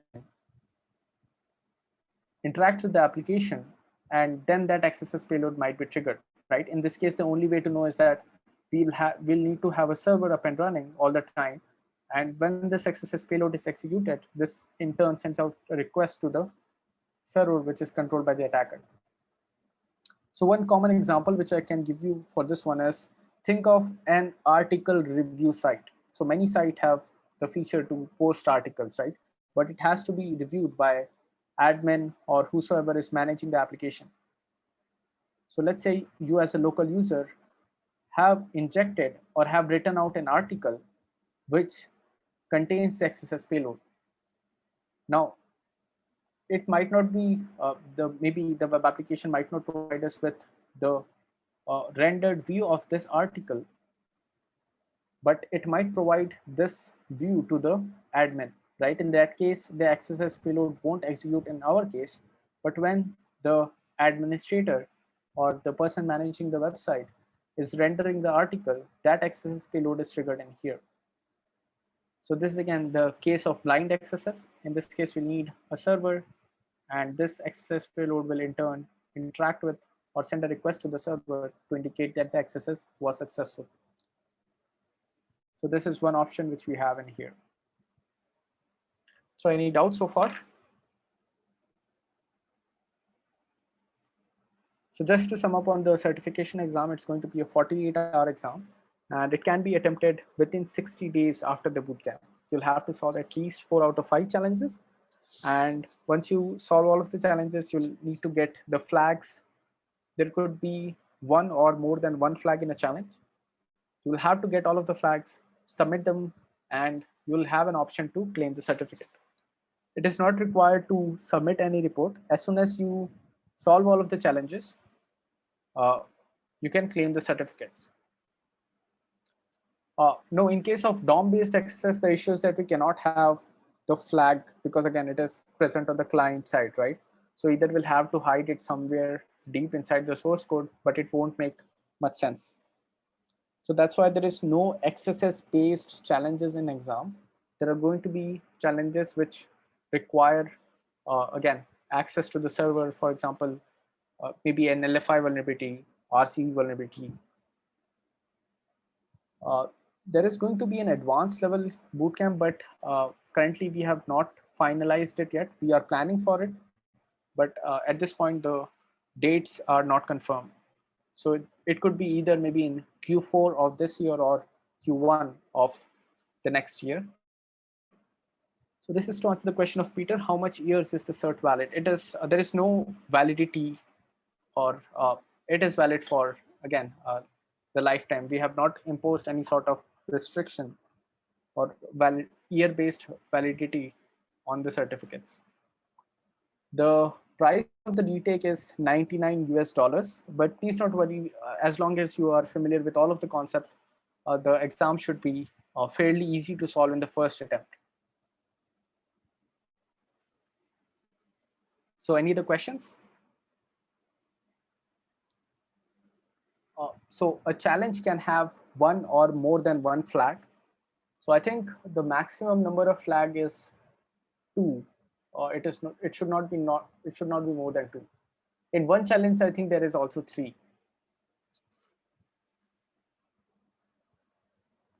So any chance of exploit dev bootcamp? So currently, we have not planned for an exploit development bootcamp yet.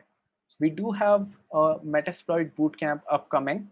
So in that bootcamp, we are planning for writing out a couple of Metasploit module. But again, that is completely separate from exploit development. So exploit development is, again, maybe it could be in Q4 or next year. iOS application bootcamp, I think we have done one batch of iOS application bootcamp, but again, we currently we do not have any iOS application bootcamp planned for the next few months at least. In case if we do have an iOS application bootcamp, we'll be updating it on the bootcamp website, as well as it will be publicized on social media. So if you are following Security Tube, you will be able to find about this. Forensics bootcamp. So currently we do not have forensics bootcamp yet, but I'll definitely pass all of these suggestions to the team so we can plan accordingly, and we'll definitely love to have more bootcamp on many of these topics. What is the level of AWS knowledge we need for the exam? So there is one challenge based on AWS. We have one cloud application in the exam. So again, I think uh, as long as you're familiar with all of the concept which I have explained, it should be fairly easy. The knowledge is, again, you need to have some background of the S3 buckets, which is again the listing, get operations, and as well as, yeah, I think that's all we need, the S3 based knowledge, and that's it. So any other questions?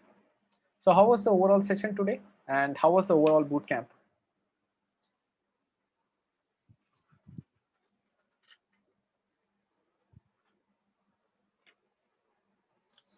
Okay, we are glad to hear. So in case if you enjoyed the bootcamp, you can go ahead, share it on social media, and it will help us in reaching out to individuals who want to get started with pen testing in web application, as well as other domains such as cloud.